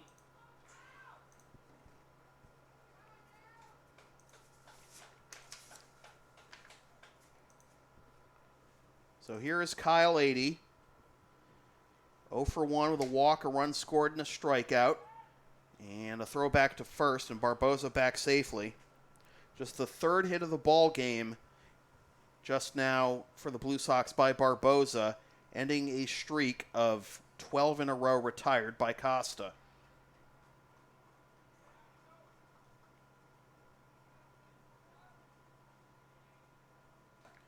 Foul tip into the mitt of Juba for strike one. Matty Karras went the first 2 1/3 innings, allowing 8 hits, 4 earned runs, while striking out 2 and walking 2. Borja Jones Barasalute has gone the last 2 2/3, allowing just a walk. That is on the outside corner, strike 2 to 80. That's pretty good execution right there to get ahead with that strike two breaking ball. Looked like Kyle gave up on it a little bit, came back, caught the corner.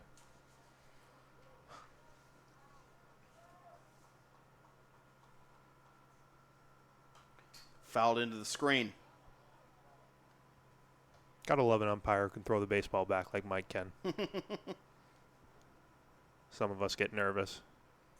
Don't want to throw the ball into the ground. No worse feeling than throwing a baseball back to the pitcher and throwing it by him.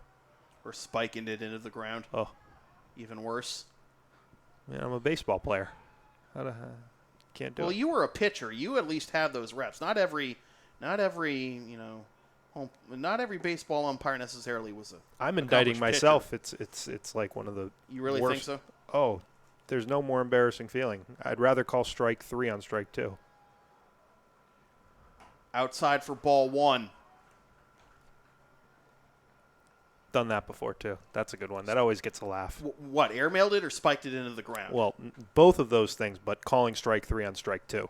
That's a good one. Oh, my God. You give your strike 3 call, you puff your chest out, and all of a sudden they go, nope, Nope. you don't know the count. Throw out your back for strike two. Yep. Who's the major league umpire who kind of does that, throws out his back on Tom strike three? Hallion, one of the best. There are a few guys in the major leagues that got style. Some of these guys are pretty cookie cutter, but a guy like Tom Hallion, he's been in the majors for 25 years. He's got a Barboza takes off. The throw down to second is not there. Stolen base for Barboza. Tying run now in scoring position. Forgot about him just for a second. Got ahead. Tries to It throw him a was- breaking ball, and It seemed like it actually did seem like a little bit of a pitch out because Juba was ready to fire there. I thought that was a slide. It was maybe a poorly thrown slider that actually gave him a pretty good pitch to throw on, but you see the jump that Barboza can get. Yep. But Juba made it close, but I don't think the shortstop Odessa could hold on to it, so that gives Barbs the stolen base, puts him in scoring position. Now here with 1 out, you got no double play here. Really got to focus on the batter. If he gets the third, even on a strikeout, that's okay. He got 2 outs. The batter is really the important here. Swing and a miss, strike 3. You called it. Focus on the batter, tied him up upstairs. 2 down as 80 goes down on strikes for the second time, and now Ross Curley. The shortstop, number 4, Ross Curley. Curley with an RBI single his first time up, also scored a run in the first, and then popped up to second, leading off the bottom of the third. Freezing. Outside corner, strike 1. In the top of the 6th, the Alibrandis will have the bottom third of the order, due up Songen, Henriksen, and Odessa. Curley behind 0-1 with Barboza at second. And that is low for ball 1. I don't know if there is a player in the Blue Sox dugout that they'd rather have up here. Yep. You know, Ross might have had an up-and-down season. I don't know his No, stats he had a exactly. phenomenal season. season. He had a phenomenal season. So even more reason for them to believe in him. Yep, and he's carried it over into the postseason too. Okay. Ross takes up and in ball 2. Ross, like I mentioned, I've mentioned so many times, like he set career highs in so many statistical categories this year. Hard to believe, but and he's carrying that over into the postseason. 9 for 14. You might even forget that he's got a real life. You know, he does a decent amount of traveling too, and gets to the ballpark and still produces at a very, very high level in what it is just a competitive league with good starting pitching. So that's pretty impressive. But Ross showing a very un-Ross-like swing there. I think it was swinging no matter what because that was up at his forehead. Yep. 2-2 the count to Curley trying to come through here. And the pitch. Down and away for ball 3. On deck is Julian Alvarez. It's where they wanted to throw it there, but Ross wouldn't go chasing. Both pitches are still on the table here. Costa comes set. The payoff pitch. Here it is. In there for strike 3 called. Curley thought he had ball 4. And the side is retired. 3 strikeouts in the inning for Costa. And after 5 complete, still 4-3 Alibrandis. This is Blue Sox baseball on LSP. And 1 runner left on base. Your complete line score through 5 innings of play here in game number 3 of the Ross knew it. 2019 ICL Championship Series from Morelli Field. For the Alibrandi Baseball Club, 4 runs, 8 hits, no errors. The LSP store is now open. Get yourself a DVD copy of most past LSP video broadcasts or one of several different designs of stickers or shirts, including the LSP hoodie and the Never Concede Collection. Visit localsportsproductions.com/store after the game to place your order. And Mark Odessa. Just a reminder, ladies and gentlemen, you can follow.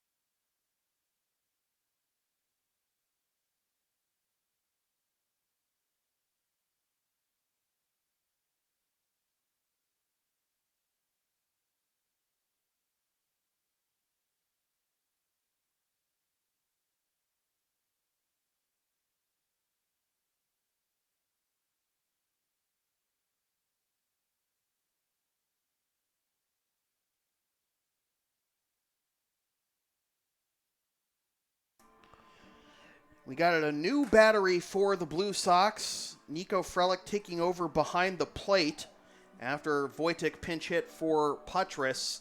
And now on the mound for the Blue Sox is Jake Vessling, making his second appearance of the season, second appearance of the postseason, in Game 2 against the Chiefs. Through just 2/3 of an inning, allowed 3 hits, 3 earned runs, walked 2, and struck out 1. Looking for a cleaner inning here to keep this a 1-run game going into the bottom of the 6th. So Vesling on the mound. And Frelick behind the plate. Let's see what he's going to feature. Some sprinkles coming down. Yeah, well, this is about the time they were expecting it to arrive. It was a little after 9. Yeah, I can see it now. Razio just came in and let us know that it Starting to starting sprinkle to a little sprinkle bit. a little bit. Well, Didn't see it at the lights. Leading off of the Alibrandis in the top of the 6th inning. 3 runs, 3 hits, no errors, and 3 left for the Blue Sox. 4 runs, 8 hits, no errors, and 4 left for the Alibrandis. And like you were saying, Sam, yeah, it's like Should be an easy name to yeah. remember. You couldn't ask for much more out of Borja going 2 2/3 innings, no hits, just the 1 walk, no strikeouts, but Just does exactly what he needs to do. Gives up a run, but really keeps them in the ball game, and I think they have the advantage in late inning relief. So we'll see if they're able to scratch any runs across Costa, who's really been cruising pretty good. JP Songen offers at the bunt attempt and misses 0-2. Songen 0 for 2 with a line out to third and a fly out to center.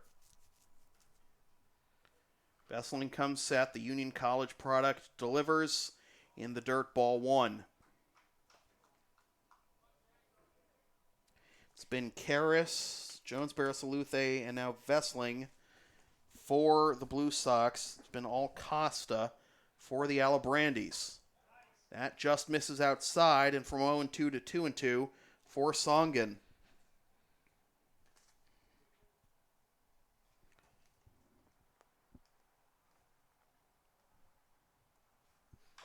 This is chopped right back to the mound. Vesling throws on the first one down. So the line on Borja, Jones, Barrasaluthe, 2 2/3 innings, no strikeouts, no hits, no runs, 1 walk. The third baseman, number 17, Matt Henriksen. That'll bring up Matt Henriksen.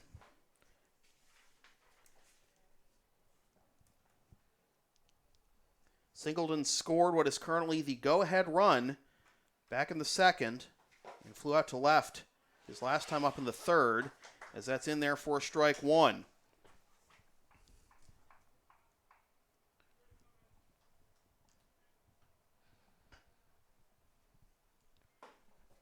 Just missed the inside corner, ball 1. The story of this game has been Chris Costa after the Alibrandis got a 3 spot in the top of the 1st. The Blue Sox came back with 3 in the bottom of the 1st. But Costa settled in and has retired 14 of the last 15 batters. 1 hit since the 1st inning. A 1-out single by Barboza, but he was stranded at 2nd. That misses ball 3. If you would have said we would have been 4-3 in the top of the 6th after the first inning that we had, I would have said, No. they poke holes in the baseball bats. What happened? Ball 4, Vesling issues a 1-out walk to Henriksen.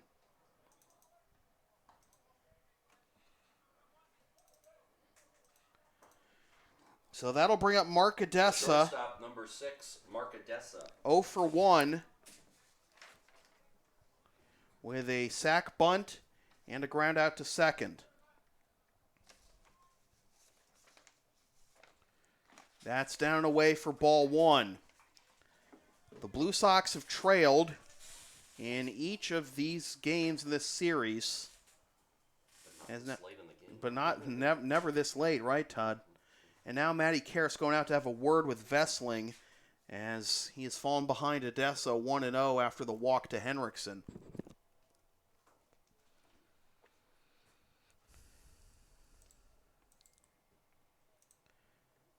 Vesling in the regular season made 5 appearances and was 1-0 with a .91 ERA, 1-0 with 1 save, I should say.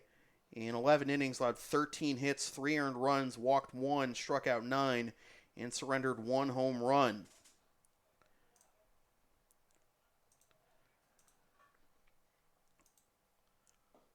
That misses for ball 2, gets away from Frelick, but no advance by Henriksen. Vesling in the regular season against the Alibrandis had 1 save, Pitched 3 innings and 2 appearances, allowed 2 hits, 1 walk, and 1 strikeout with no runs.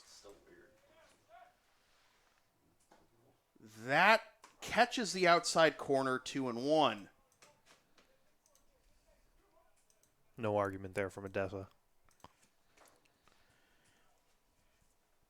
Still ahead 2-1. The pitch 3-1. Just up there, didn't finish that breaking ball. Now let's see if he gives in and comes back with a fastball here, and Odessa can drive the baseball. Outside corner, full count, 3-2. That's a pretty good spot. Yeah, I mean, you gotta, right? Send Henriksen.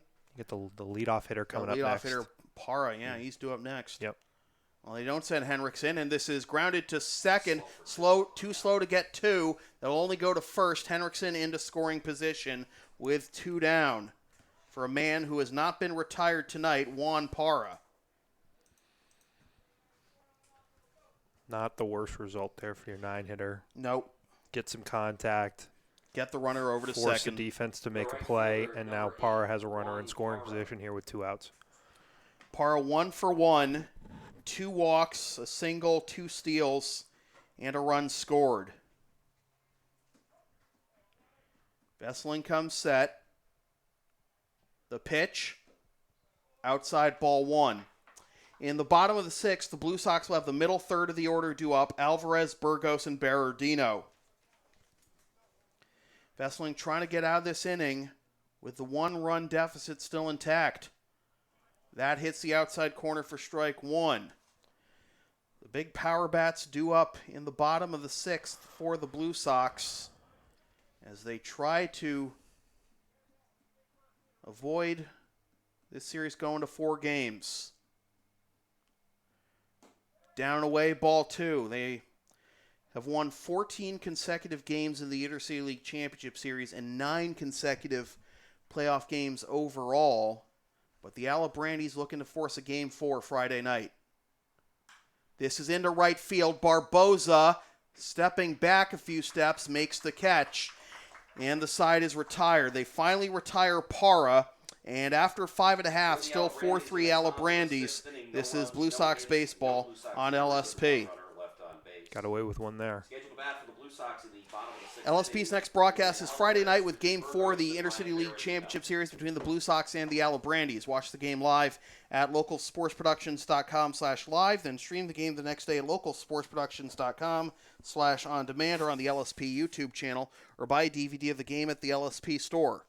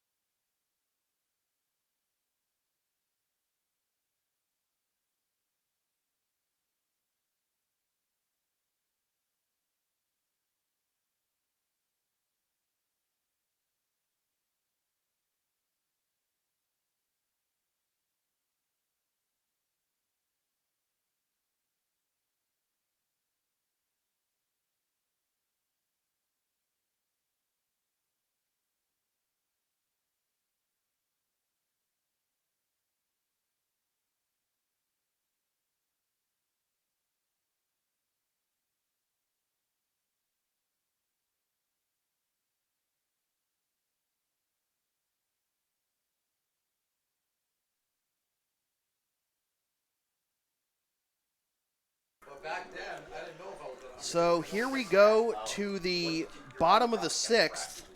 And as I mentioned, the power hitters due up here for the Blue Sox: Alvarez, Burgos, and Berardino. Alvarez picked up his first hit of the postseason in his first at-bat in the first, and then grounded out to short in the 3rd. Costa still out there. Retired 14 of the last 15. And Alvarez ropes this one down the third base line. It's a fair ball. Alvarez is on his way to second. The throw to second will not be nearly in time, and it's a leadoff double for Alvarez.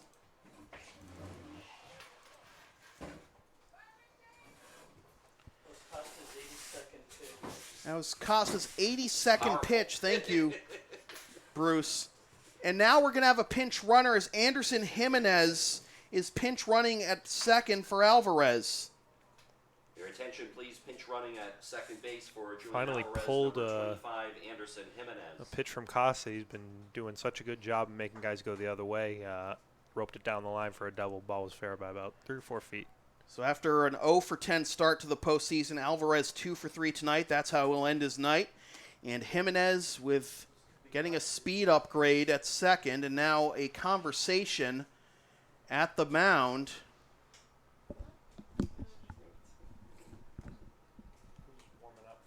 I was trying to see who's warming up for the Alibrandis. I can probably take a guess who's probably warming up for the Blue Sox. And now The score will have to change. Hinojosa going out to break up the conference is kind of sprawled out into the left side of the infield. Hey, how you doing? Yep. Good, you. Doing a good job back there. All right, guys, we got to get this thing going. Making a change? Nope. Nope. Have a good night. All right. Jimenez getting his legs loose over there at second. And now Richie Burgos, 0 for 2 with a pop-up to second and a fly out to left. The third baseman, number 18, Richie Burgos. No home runs this season for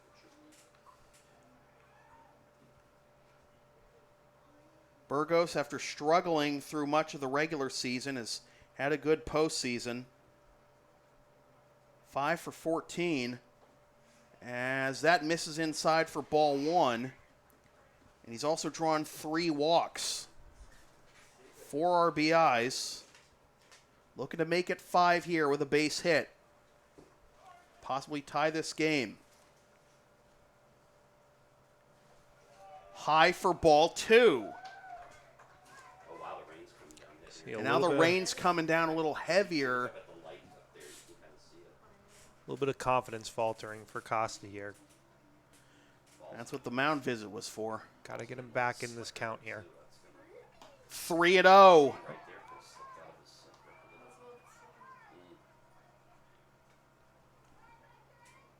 Be interesting to see if Richie thinks about swinging the bat here 3-0.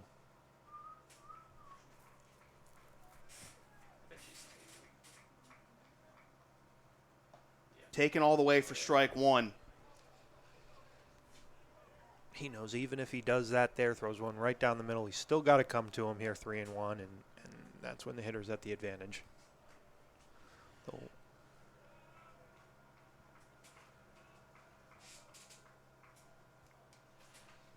This is dribbled to the left side. Henriksen's got it. Throw to first. They got him. good tag. Good play on both ends there. Good tag. Strong throw and a good tag. Yep. The first baseman, number 49, Ryan Berardino. Now Ryan Berardino. Bases loaded walk and an RBI in the first. Grounded out to third in the fourth.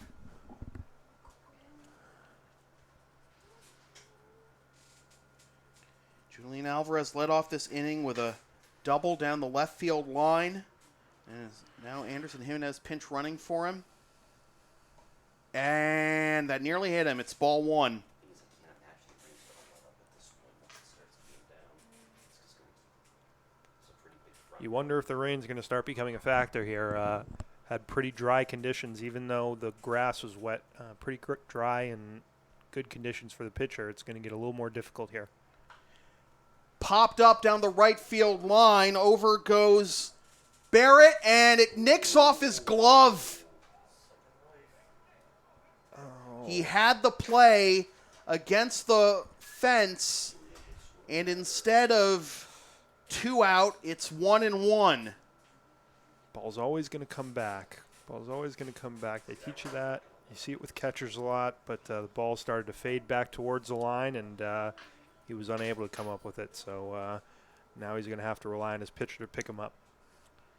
Berardino with a 1-1 count. Into left center field, and this will be down for a base hit. Jimenez around third. Tie game. Ryan Berardino comes through in the clutch again. He had the game-winning home run last night. He has the game-tying RBI double here. He's driven in both tying runs tonight. Looked like that was a breaking ball, and he did not miss it. Drove it right over the center fielder's head. McGuire gave good chase to it, but The second baseman, just number couldn't get 7, there, and it Morgan looks like we Brown. might have a pitching change. Yep, pitching change before Morgan Brown can step to the plate. And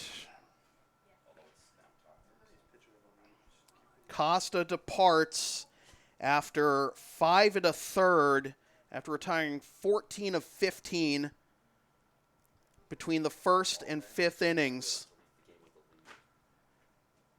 He cannot get the win. He is responsible for Berardino on first. We have a pitching change coming to you from Morelli Field at Melrose High School in Melrose, Mass. 9 to James Crampton. Yep, 9. That's who it is. Okay. Blue Sox 4, Alibrandis 4. This is Blue Sox baseball on LSP. Your attention, please. Now pitching for the Alibrandi Baseball Club, number 9, James Crampton. Yeah. That's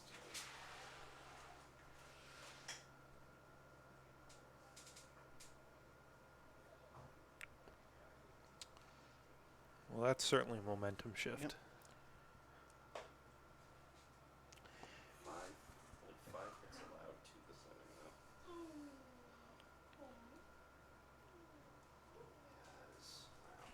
You wondered if Lexington would be able to come alive. You wondered if they were going to give in and they were going to extend the lead. Nope. Borja did a great job keeping it a 4-3 game. And now we got a tie ball game, and now it's Somerville who has to respond. Now we gotta hope we can outlast the weather. Yeah. Rain's coming out hard. Right. It's That's a not good enough. question, Bruce. Looks like we're kind of right on the edge of a band that's coming through here, folks. So you'll be treated to a little bit of late summer rainy baseball here at Morelli Field. And I would not want to be the team on defense when it starts because Bruce is called for you again. certainly you got to be worried about the ball squirting away or pitchers not being able to hold on to breaking balls.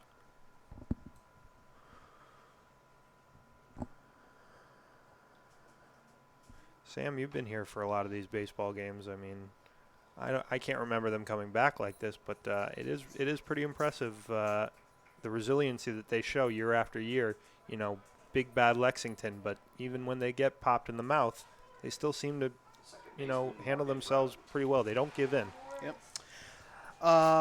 Just a quick reminder that LSP is a proud member of the Avis affiliate program. Use the promo code on your screen or click the link in the video description for up to 30% off your rental from Avis. And now Morgan Brown. Ball 1. James Crampton is the new pitcher for the Alibrandis. Number 1, John Barry. And it looks like we have a pinch runner at second for Berardino. It's John Barry. Give the numbers on Crampton. He's making his second appearance of the season. Pitched 3 innings in the marathon against Wakefield, allowing 2 hits, no runs, 2 walks, and 3 strikeouts. A swing and a miss by Morgan, and it's strike 1. So John Barry, pinch running rather.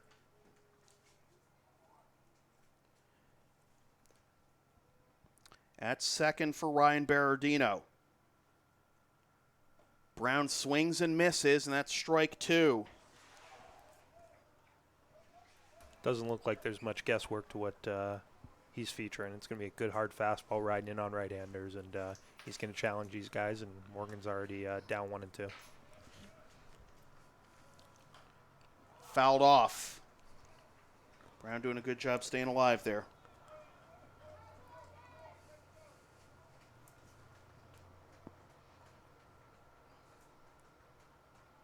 I wonder if these are the situations where as a catcher you're almost afraid to throw a 2-strike breaking ball because 90 feet is so important at this point in the game. Even if they get a strikeout, the runner might advance and see what he throws here.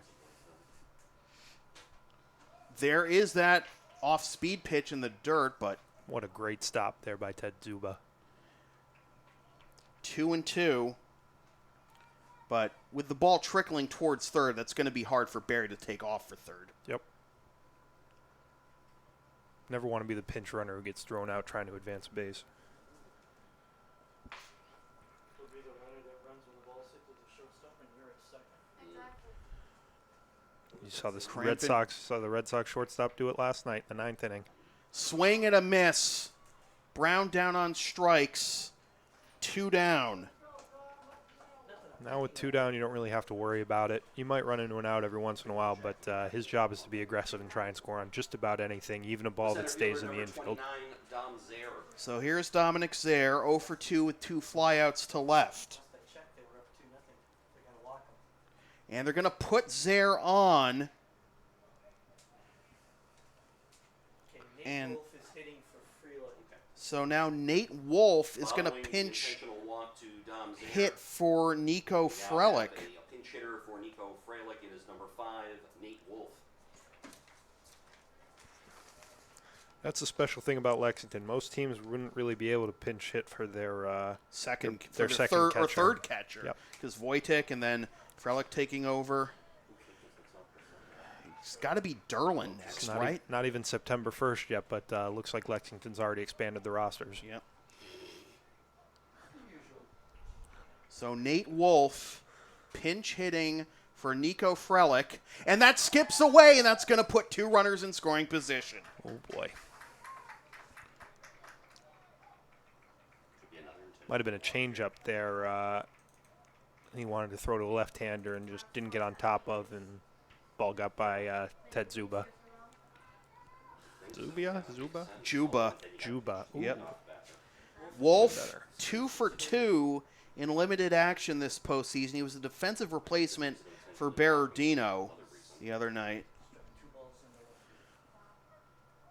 1-0 the count to Wolf.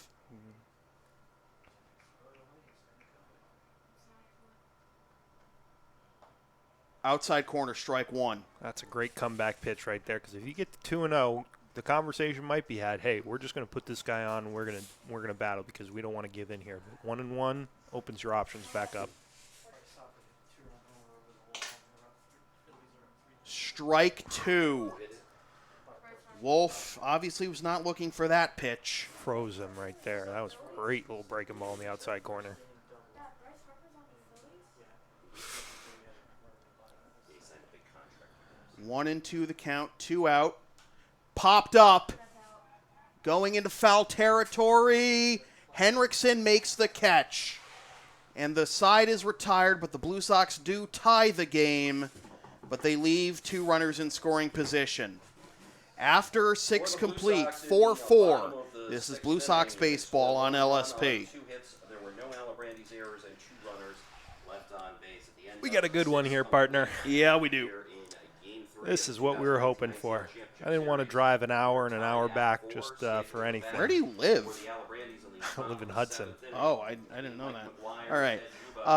Want LSP to tape or broadcast your team's games? Rates start just $100 per game. Also ask LSP about streaming your next gaming tournament, wedding, concert, recital, school play, meeting, or other event. Visit localsportsproductions.com/services or email sam@localsportsproductions.com for more information.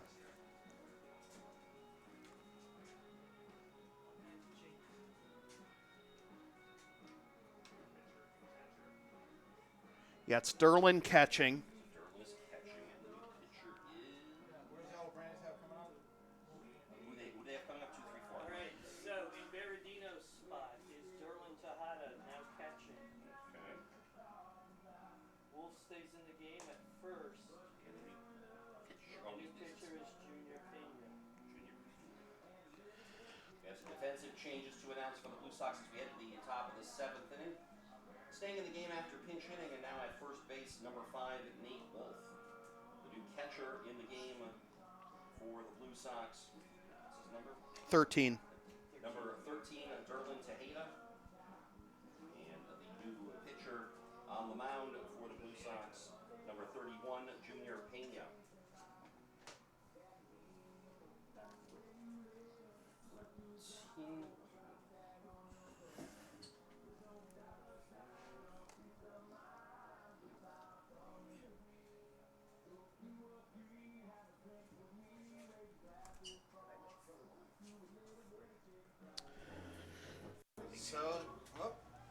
So some defensive changes for the Blue Sox. Nate Wolf stays in the game at first base after pinch hitting for Nico Frelick. Derlin Tejeda is now in Ryan Berardino / John Barry's spot in the lineup. That's the number 6 spot. And the new pitcher is Junior Pena, who gets ahead of Michael McGuire, strike 1. McGuire is 1 for 3 with an RBI single, sandwiched between a strikeout and a flyout to right. Pena misses down and away, ball 1. Pena got the start in Game 2 against the Chiefs, went 2 2/3 innings, allowing 7 hits, 3 earned runs, 2 walks, 4 strikeouts. 2-1. You seem to think he was in contention to start tonight, so Yep. it's an interesting dynamic for a guy who's usually a starter to come into such a tight game. Well, here in the he seventh has inning. had some relief appearances this year. Grounded to the right side. Wolf fields it in foul territory. Strike 2. It's great to hear that so many guys work for the Blue Sox this year. They have so many options, but there have been past years where guys might want to finish games, and he's given opportunities with so many quality arms here. You want to give every guy an opportunity who shows up day in and day out. Swing and a miss, strike 3. So McGuire is set down on strikes for the second time, and that'll bring up Teddy Juba. Now remember, in the battle of bullpens, nobody beats Lexington. Yep. So this is their 4th guy tonight, and They still got Del Carmen. They got Del Carmen. They got a couple other guys. It's really an impressive troop that they can trot out. McGuire, Juba, and Barrett, the 2, 3, and 4 hitters, due up this inning.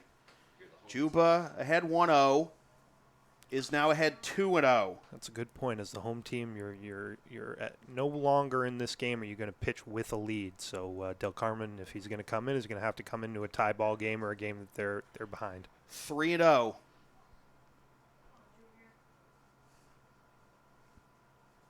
I'd be okay with a little bonus baseball. How about it? Oh, I love it. I love it. We had bonus baseball in Game 3 in 2015 and 2017. Yeah, the odd year. Ball 4. Although I don't know if we're going to have a 15-14 or 16-15 game, but we're certainly not going to have a 2-1 game like 2 years ago. Let's just agree to one thing. If we get to the 8th inning, let's call the city and make sure the sprinkler systems are not. Yes. Okay. And we don't have to play, Singing in the Rain over the loudspeaker. Well, we might have to do that already. Well, it looked like it held. We're going to be in and out here. It looks like we're going to be in and out of the rain. Juba reaches on a walk, and now ball 1 to Bobby Barrett, who doubled home the first run of the ball game for the Alibrandis in the first, rounded into a 6-4-3 double play in the second, and flew out to center in the 5th. Swing and a miss. 1-1. Strikeout for McGuire, a Juba walk, and now a 1-1 count to Barrett.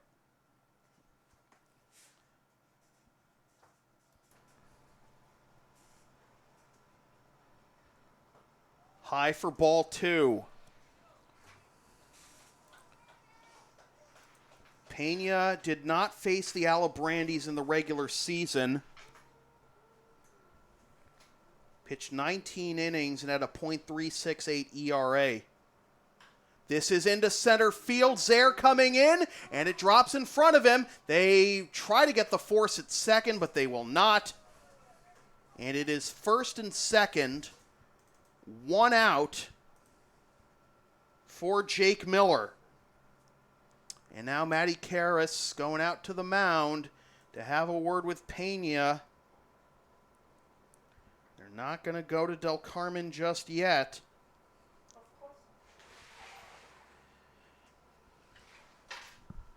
Whole infield conference here. Yeah, it's an interesting positioning that you got here because you got a runner on second, so you want to bring the infielders in, but Miller is really a fly ball and line drive guy, so you got to be able to run down whatever he hits and make him really earn a double here. The single, by the way, by Barrett was the first hit for the Alibrandis since one out in the third. The double by Lung that chased Karras. Leung that chased Karras. So here is Miller. 2-run double in the first, fly out to right in the third, ground out to short in the fifth. And that runs inside for ball one.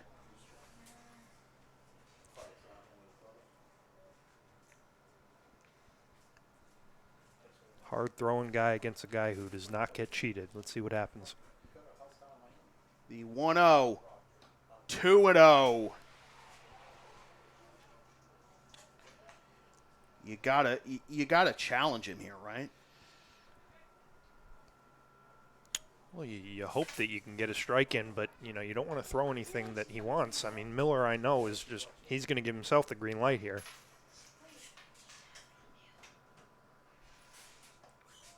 Three and 0.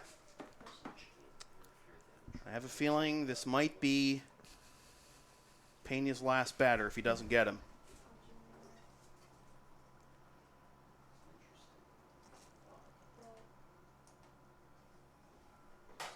Down and away, ball 4. 2 4-pitch walks in the inning, and the bases are loaded. And There's some conversation going on. now we're going to have a pinch runner at first for Miller. 10's the pinch runner. And it's going to be Anthony Perry. Your attention, please. Pinch running at first base for Jake Miller is number 10, Anthony Perry.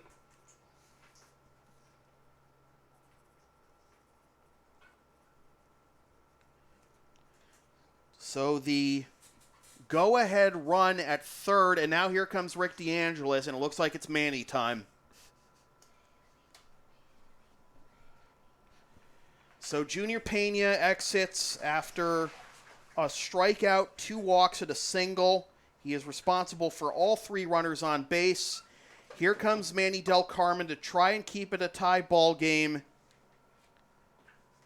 Pitching change coming to you from Morelli Field at Melrose High School in Melrose, Mass. Blue Sox 4, Alibrandis 4. This is Blue Sox baseball on LSP.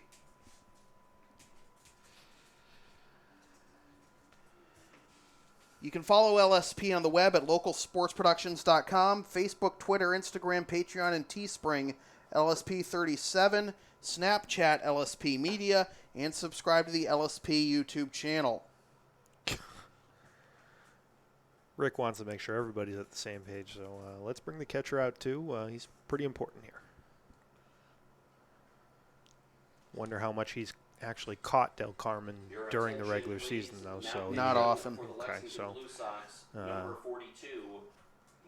defense is paramount here. Nobody more important than the catcher. Got to let Manny feel free to throw whatever he needs, wherever he needs to throw it. So a third of an inning for Pena, allowing one hit and 2 walks while striking out 1. Responsible for all 3 runners on base. Manny Del Carmen takes over. Not a save situation. He just needs to keep it tied, get the next 2 outs, and send it to the bottom of the 7th. Del Carmen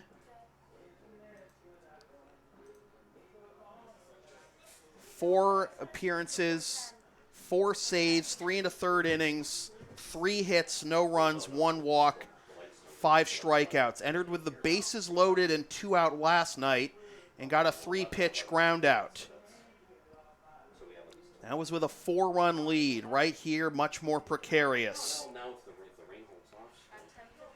So here we go. Ryan Leung. Lexington's pulled the infield in, obviously. You got to try and cut that run down. It's going to be tough to double anybody up here. Fouled off towards the Alibrandis dugout for strike 1. Leung 1 for 3, a strikeout in the first, a double in the third, a ground out to short in the 5th. Infield in here. Bases filled with Alibrandis. The pitch. Fouled onto Linfels Parkway for strike 2. Yep. This is probably game 100 for Leung here. Played at UMass Boston, and they had quite a run all the way to third or fourth place in the national tournament, D3 Division World III Series. World Series. And he came right here and has fit perfectly in here with the Alibrandis. He's one of their young guys. The 0-2. Tried to blow the fastball by him, but Leung held up 1-2. This is a great spot for a hitter. Everything you can hope for as a hitter. Even on 1-2 against Del Carmen. As a competitor, this is where you want to be. Fouled off. Yeah, Bruce just confirming to us that Derlin has not caught Del Carmen this year, so.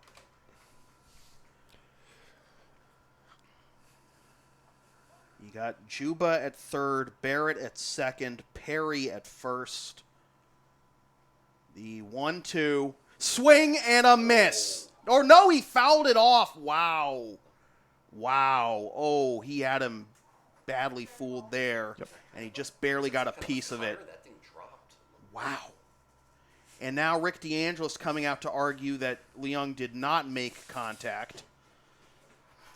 Standing up for his pitcher. Looked like Derlin went to tag him just to be sure, but we had the home plate umpire and the second base umpire confirming that they did have a foul ball that was not caught by the catcher.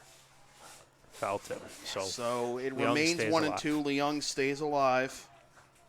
Trying to come through with his biggest hit, possibly of the year. All competitions. Just missed the outside corner. Oh, Derlin turns around. 2-2. Wanted that one. I don't know. You can't lose Derlin. I don't know what other catchers you have. Oh, I don't think Mike is in any mind frame to be throwing anybody out, but these guys want these pitches, so I'm sure he handled it just fine. Strike. No! Wow. Oh, that looked so good. Certainly It fooled buckled the him. batter. Oh, my goodness. You gotta gear up for the fastball here. You gotta. I think that was the right call. Certainly fooled Leung, though. Fouled off. Oh, that was a beautifully thrown breaking ball. I wonder if the umpire also might have gotten fooled there. It's such a sharp breaking ball and such a hard breaking ball, and with the catcher-pitcher relationship, you're not really sure where he's going to be catching that ball, so nobody looked very comfortable in that play. Got to ball it. You don't see it as a strike, you got to call it a ball. Popped up, but that'll get fouling out of play. What an at-bat. This is actually Leon's 58th game, Wow, it's a hell of an at-bat, too. especially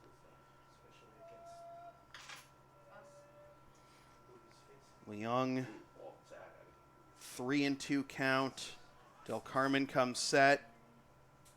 The pitch. Into center field. Back goes Zaire to the wall. Reaches up. He can't Dropped make it. the play. He dropped it. 1 run scores. Here comes another. Ryan Leung wins the biggest battle of his baseball career.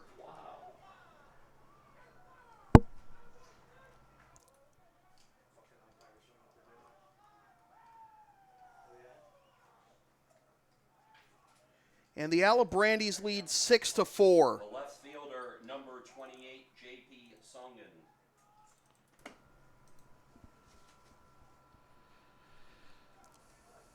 What a big swing there. Ryan Leung with his second double of the night. And now that's up and away for ball 1.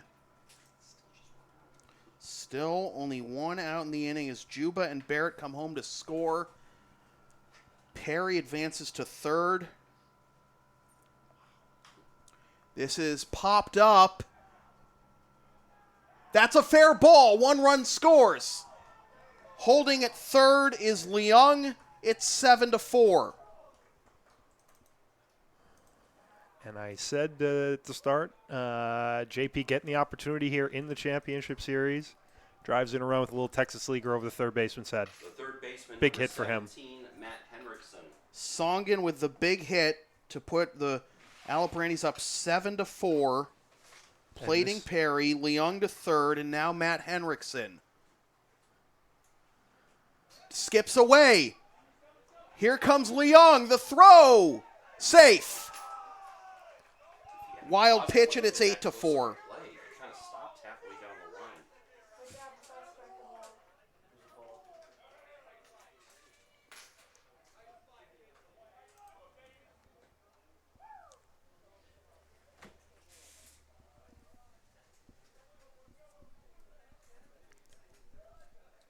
Young made it closer. Looks like Leung did kind of get caught there. Wasn't sure if the ball was going to bounce straight back and turn into a real close play, but just got his foot in there right in the corner of the bag before Del Carmen could slap the tag on.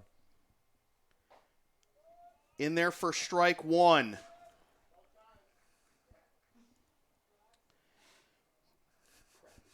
Henriksen, 1 for 2 with a single, a run scored, and a walk. Swing and a miss, strike two. And again, still only 1 out in the inning. 4 runs here. The first 3 charged to Pena.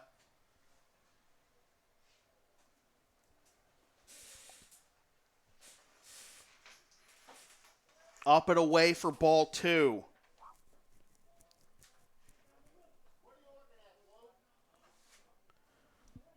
Del Carmen hoping to get that call to strike, but Looks a little up and away. Hinojosa had it up, so stays 2-2. Fouled off. But for a team, down 2-0 to put professional at-bats together like this here in the 7th inning of a tight game, it's really impressive. Some teams don't have that championship medal to them. The Alibrandis do. They bring in successful baseball players from all over New England and a few from all over the country. Strike 3 called. Henriksen retired, 2 down. For Mark Odessa, the 8th man to bat in the inning. The shortstop, number 6, Mark Odessa.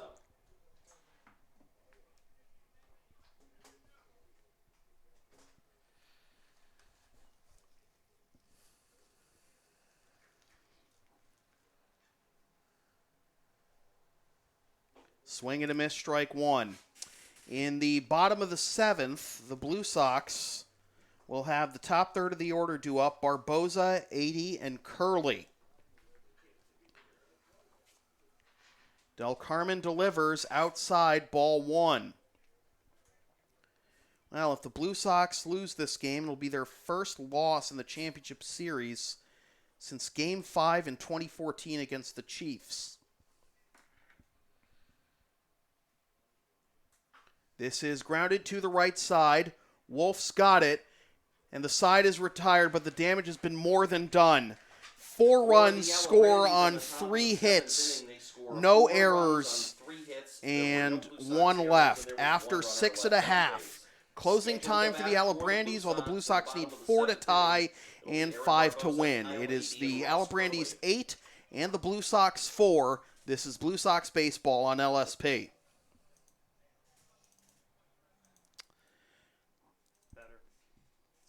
Mm-hmm. You can follow the Blue Sox on the web at LexingtonBlueSox.com, Facebook.com/Lexington Blue Sox, and on Twitter and Instagram at BlueSox_ICL.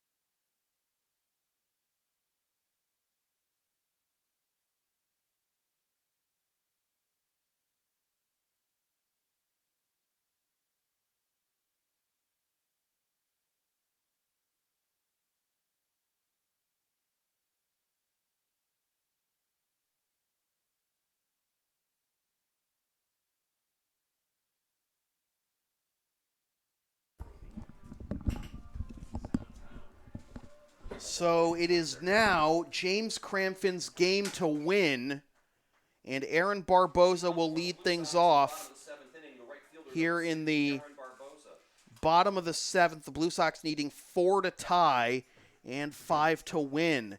And, we talk about the bullpen depth for the Blue Sox, but after using 5 pitchers tonight, sure, they have the off day tomorrow if they are unable to come back and win this one, but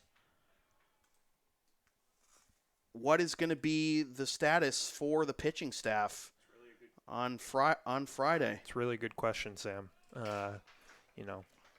How you respond to a loss, and with a day off, you'll be able to clear your head. Baseball is usually you play every day, but at this point, with the old-time baseball game tomorrow night, that's why we have the off day. Everybody will enjoy the night off, reconvene, but it's 3-0. certainly not over. We shouldn't get ahead of ourselves. No, but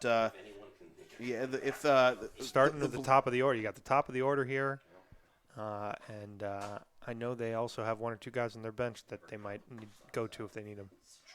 Ball 4, a 4-pitch walk. Barboza draws his 2nd walk of the ball game.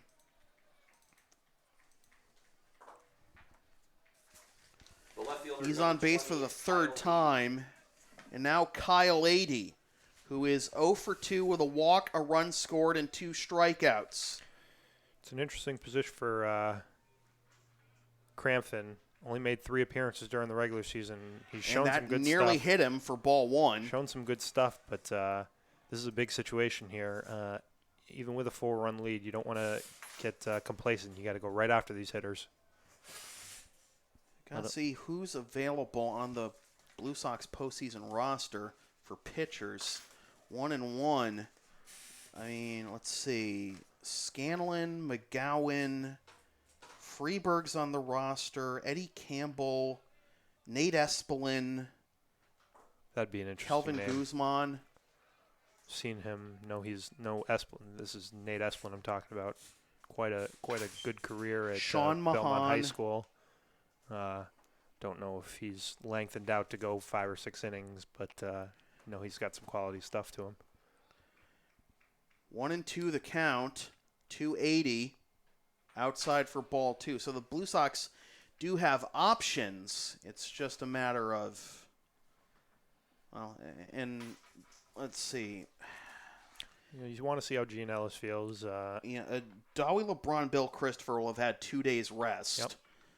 Might be a staff day for both sides, unless Saran wants to come back on 3 days rest, which I wouldn't put it past him. They'd really prefer not to use him tonight, but I wouldn't even be surprised if he's out there warming up right now. So that might be Sean Sullivan. 80 swings and misses for strike 3. 1 down here in the bottom of the 7th. 80 goes down on strikes for the 3rd time.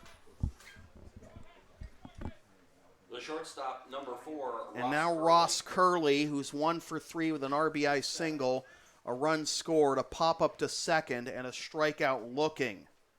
The Alibrandis exploding for 4 runs in the top half of this inning to put themselves now 2 outs away from getting back in the series at 2-1. Good breaking ball there, just down. Looked like Zubo was pretty happy with what Cranford threw right there. Ross now ahead Cranford. 2-0. James, if you listen to this, I apologize for butchering your name about 5 times in the span of 5 minutes.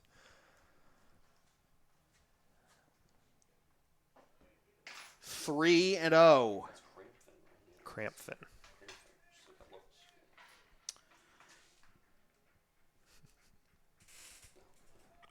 Crampton is a ground ball away from ending this ball game. The pitch taken for strike 1. Certainly the old adage is true. 1 before 2, certainly. You got a 4-run lead, 1 out. You don't need to try and force things. Ground ball to second base, but I'd expect him to throw right over to first base. Dribbled foul at the dish, full count. Anderson Jimenez is due up next after he pinch ran for Alvarez.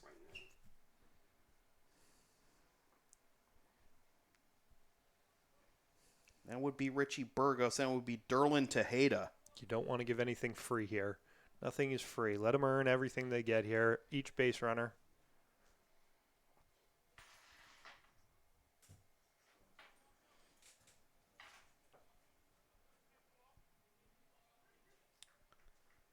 Ross would be happy to take a walk here.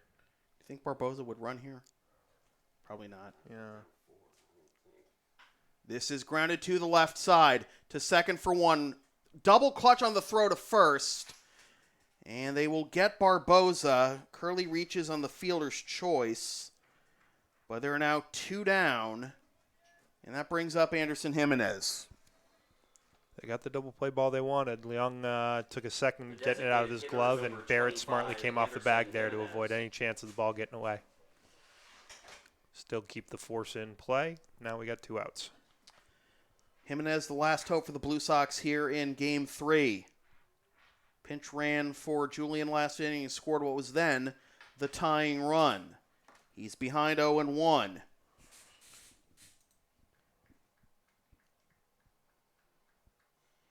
Jimenez takes strike 2, and now the Blue Sox down to their final strike. Jimenez drew a walk in his only plate appearance of the postseason last night. Crampton 1 strike away from ending it. 1-2. He's really throwing that breaking ball with confidence, which makes it pretty tough.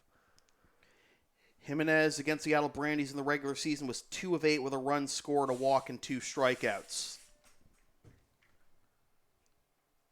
And now Crampton is going to step off. They're going to cycle through the signs. Juba with the infield.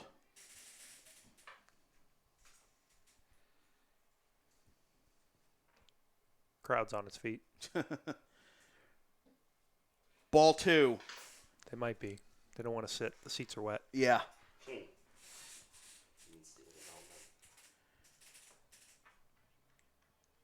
Infield playing back here. Curley not being held at first. He takes off. The pitch is fouled off. They're certainly going to let him do that. His run means nothing. His run means nothing. They're not going to move the infielders and open up a hole. So Anderson's going to have to earn his way on here. 2-2 the count to Anderson with Richie Burgos on deck.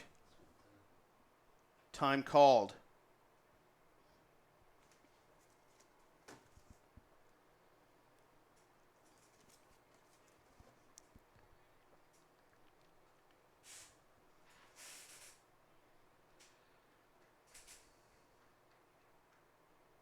Ross takes off. The pitch is fouled off again.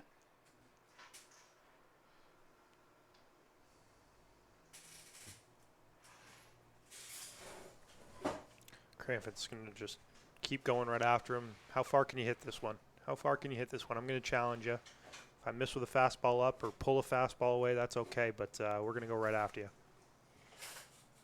This is up the middle and through for a base hit. Curley will hold at second. First and second, 2 out for Richie Burgos.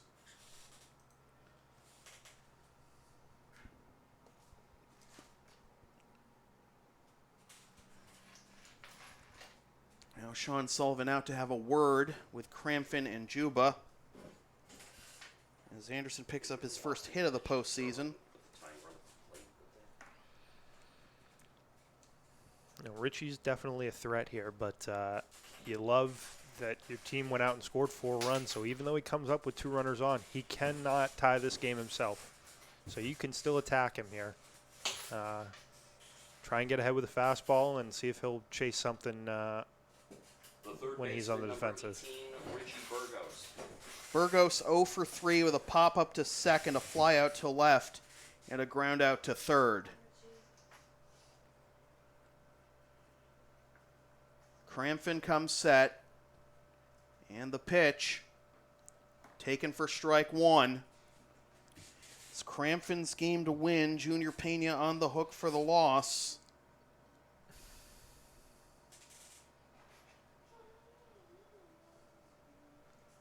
Swing and a foul tip. And once again, the Blue Sox down to their final strike of Game 3. No need to change anything you're doing here. Just Go right after him.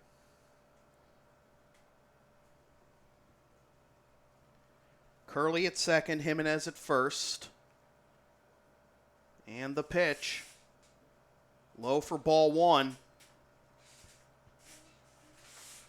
Obviously, they're smarter than me. I'd try and throw an 0-2 fastball and he'd hit it over the fence, but Teddy calls a breaking ball there, and Richie does not oblige.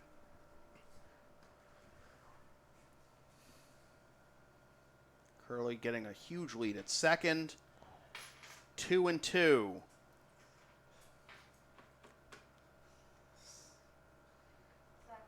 Throwing a breaking ball, now you throw a fastball up. You got his eyes going up and down. Be interested to see what they come back with here. Fastball in.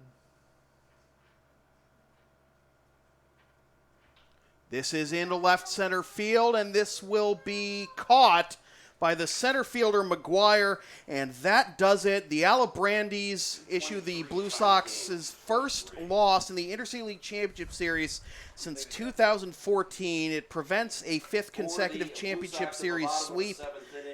Blue Sox still lead the best of five Intercity League Championship Series 2-1, but it was a frustrating end to it. The chance to get it to a walk-off situation in the bottom of the seventh, but the bullpen collapsed in the top of the seventh with 4 runs on 3 hits, and that would be the difference in this ball game. So in a game that took 2 hours and 23 minutes, the winning pitcher is James Crampton, and he is 1-0 on the postseason. The loss goes to Junior Pena.